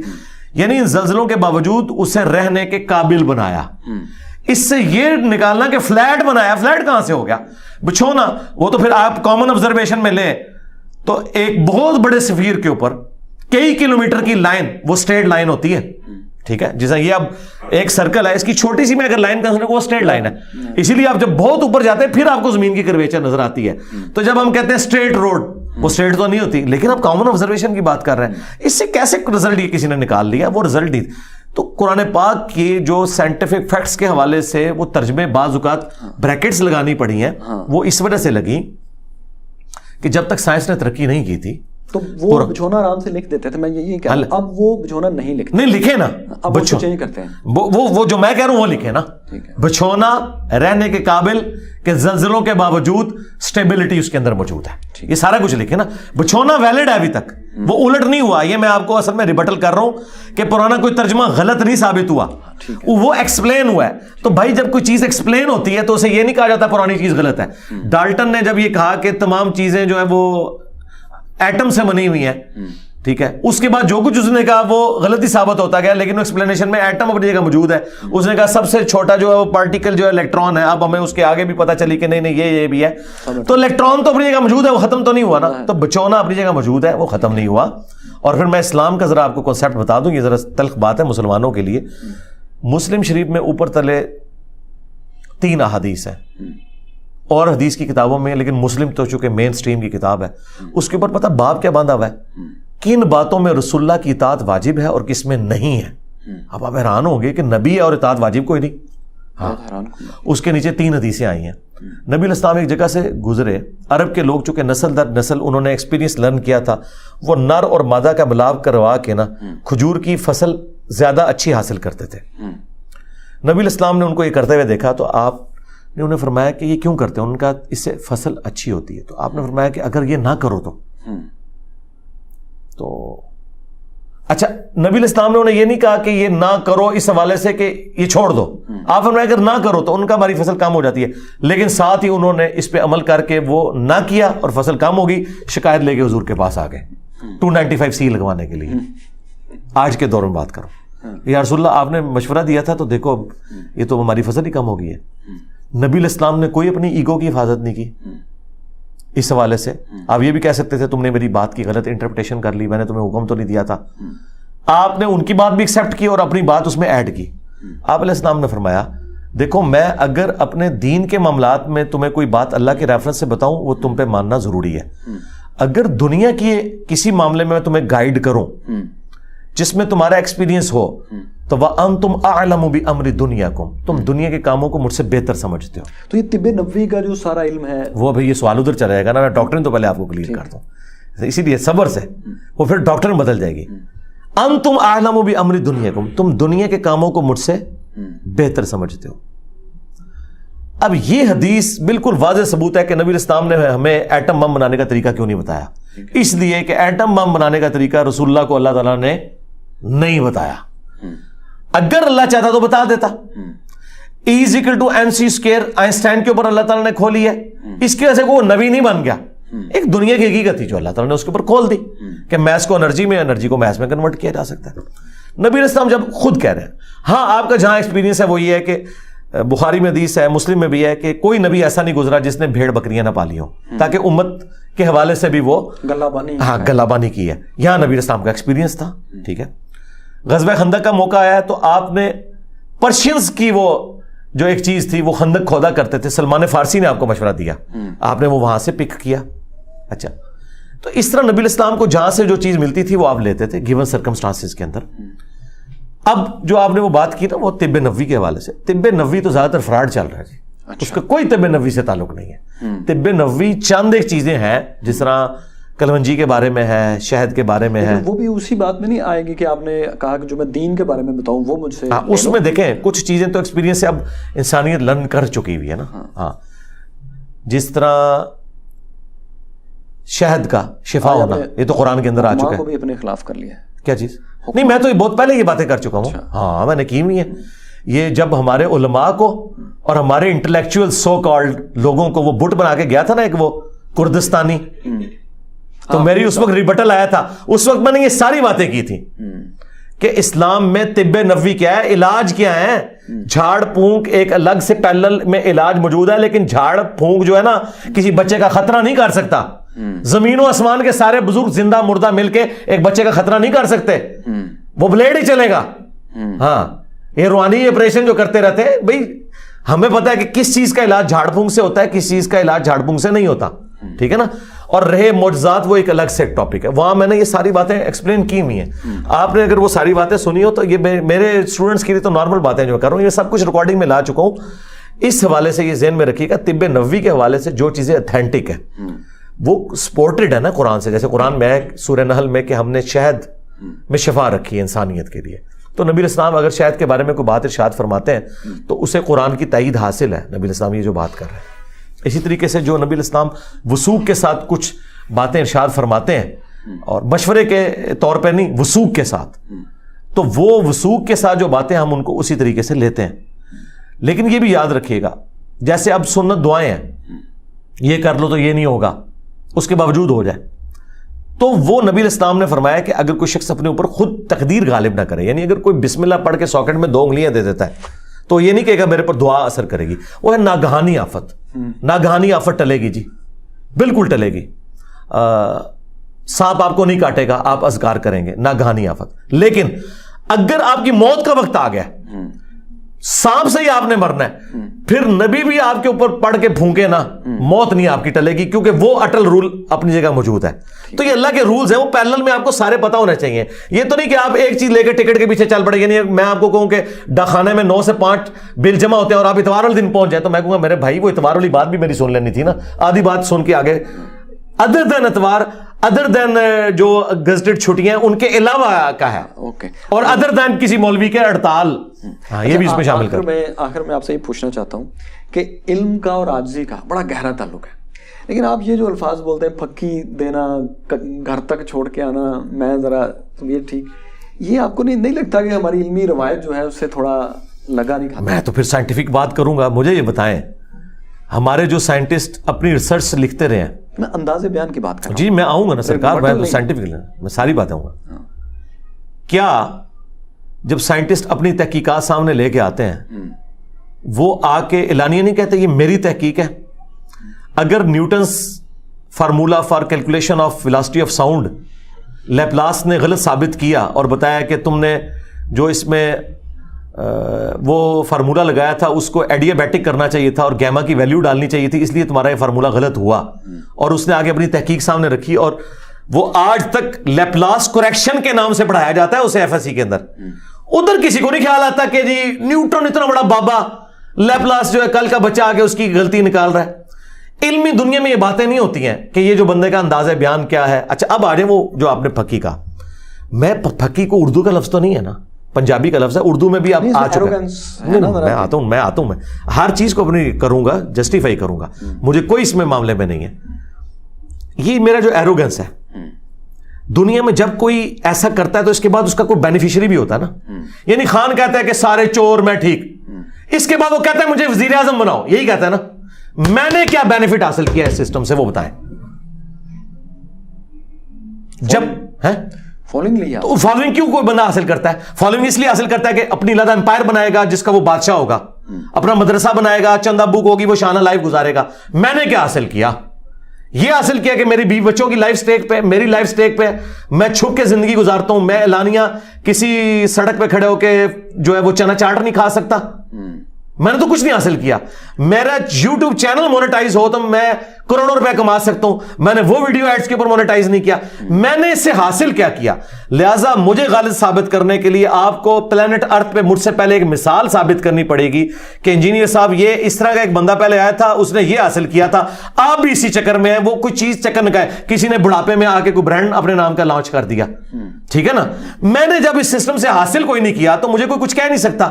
اس کے بعد یہ ایروگنس نہیں ہے، یہ میرا پیشن ہے جس کے ساتھ میں اپنی چیز بیان کرتا ہوں. اور جن لوگوں کو میں ڈیل کر رہا ہوں نا، وہ تو مجھ سے گلہ اس لیے نہیں کر سکتے کہ وہ لوگ بھی جب اس پہ بات کرتے ہیں تو وہ ایروگنس ان کا مجھ سے زیادہ ہے. خادم رضوی صاحب نے کہا کہ سورہ نے سور نے، میں نے آج تک کہا کہ وہابی سور ہیں. وہ تو کہتے تھے اسلام میں گالیاں بھی ہیں. گالیاں بھی ہیں. تو میرا یہ دعویٰ ہے کہ اس پلانٹ ارتھ پہ مجھ سے زیادہ سافٹ بندہ ہی کوئی نہیں ہے اس ٹاپک پہ بات کرنے والا.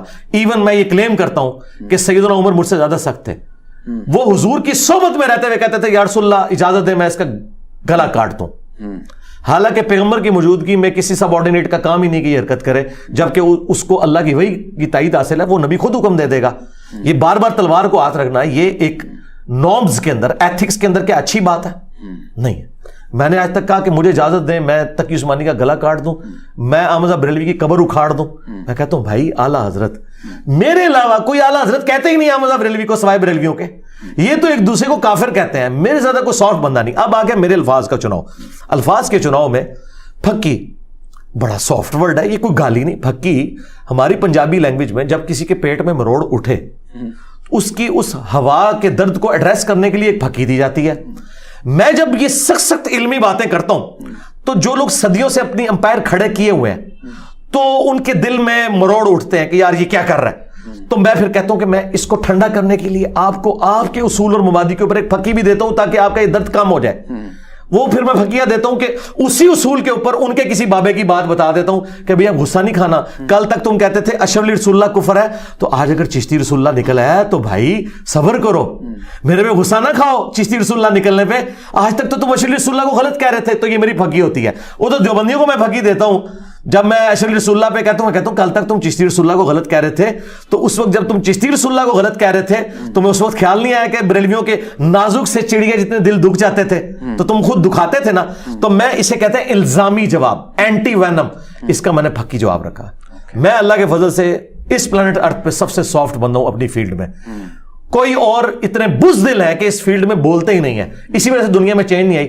میرے چھوڑے جانے کے بعد دنیا میں چینج کیوں آ گئی؟ اتنے بڑے بڑے لوگ آئے. لوگ کہتے ہیں نہیں مودودی تو شاہی کوئی نہیں، وہ تو پڑھا لکھا بندہ، اس کی خلافت و ملوکیت پڑھتا تھا. انجینئر نے تو ایک ریڈی باندھ کے ہاتھ میں بھی جنگ جمل صفین نہروان کے اوپر کلپ پہنچا دیا ہے، اور ایک جنرل کے ہاتھ میں بھی، اور ایک جو ہے وہ سپریم کورٹ کے جج کے ہاتھ میں بھی. وہ کہتے ہیں فتنہ ہی ہے.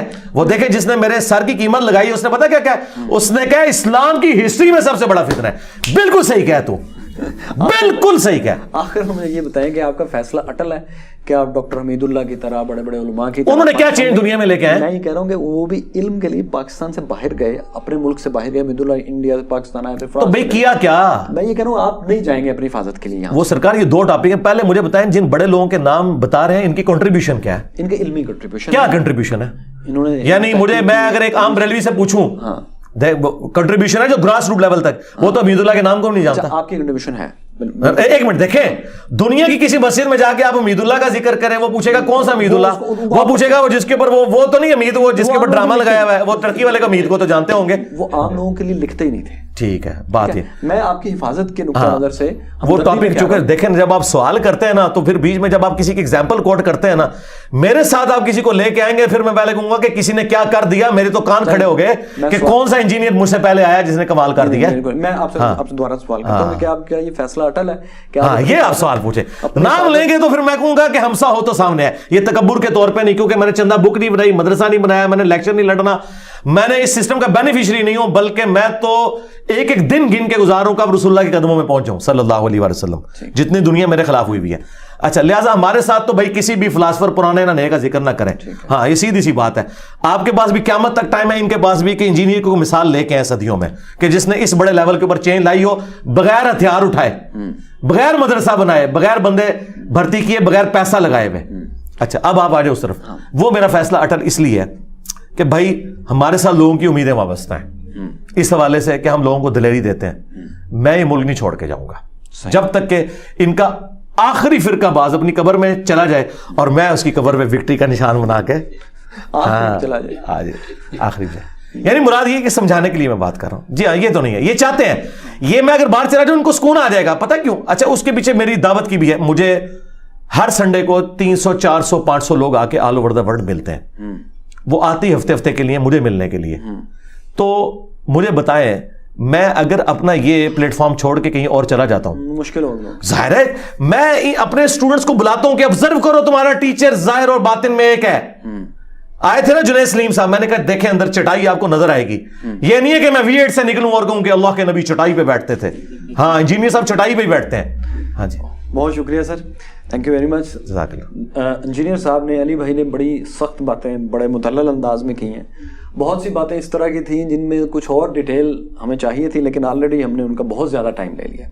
تو دوستو اس کو دیکھ کر آپ لاجیکلی اپنی رائے قائم کریں, کمنٹس میں بھی اپنی رائے دیں, ہم ان کو پڑھیں گے.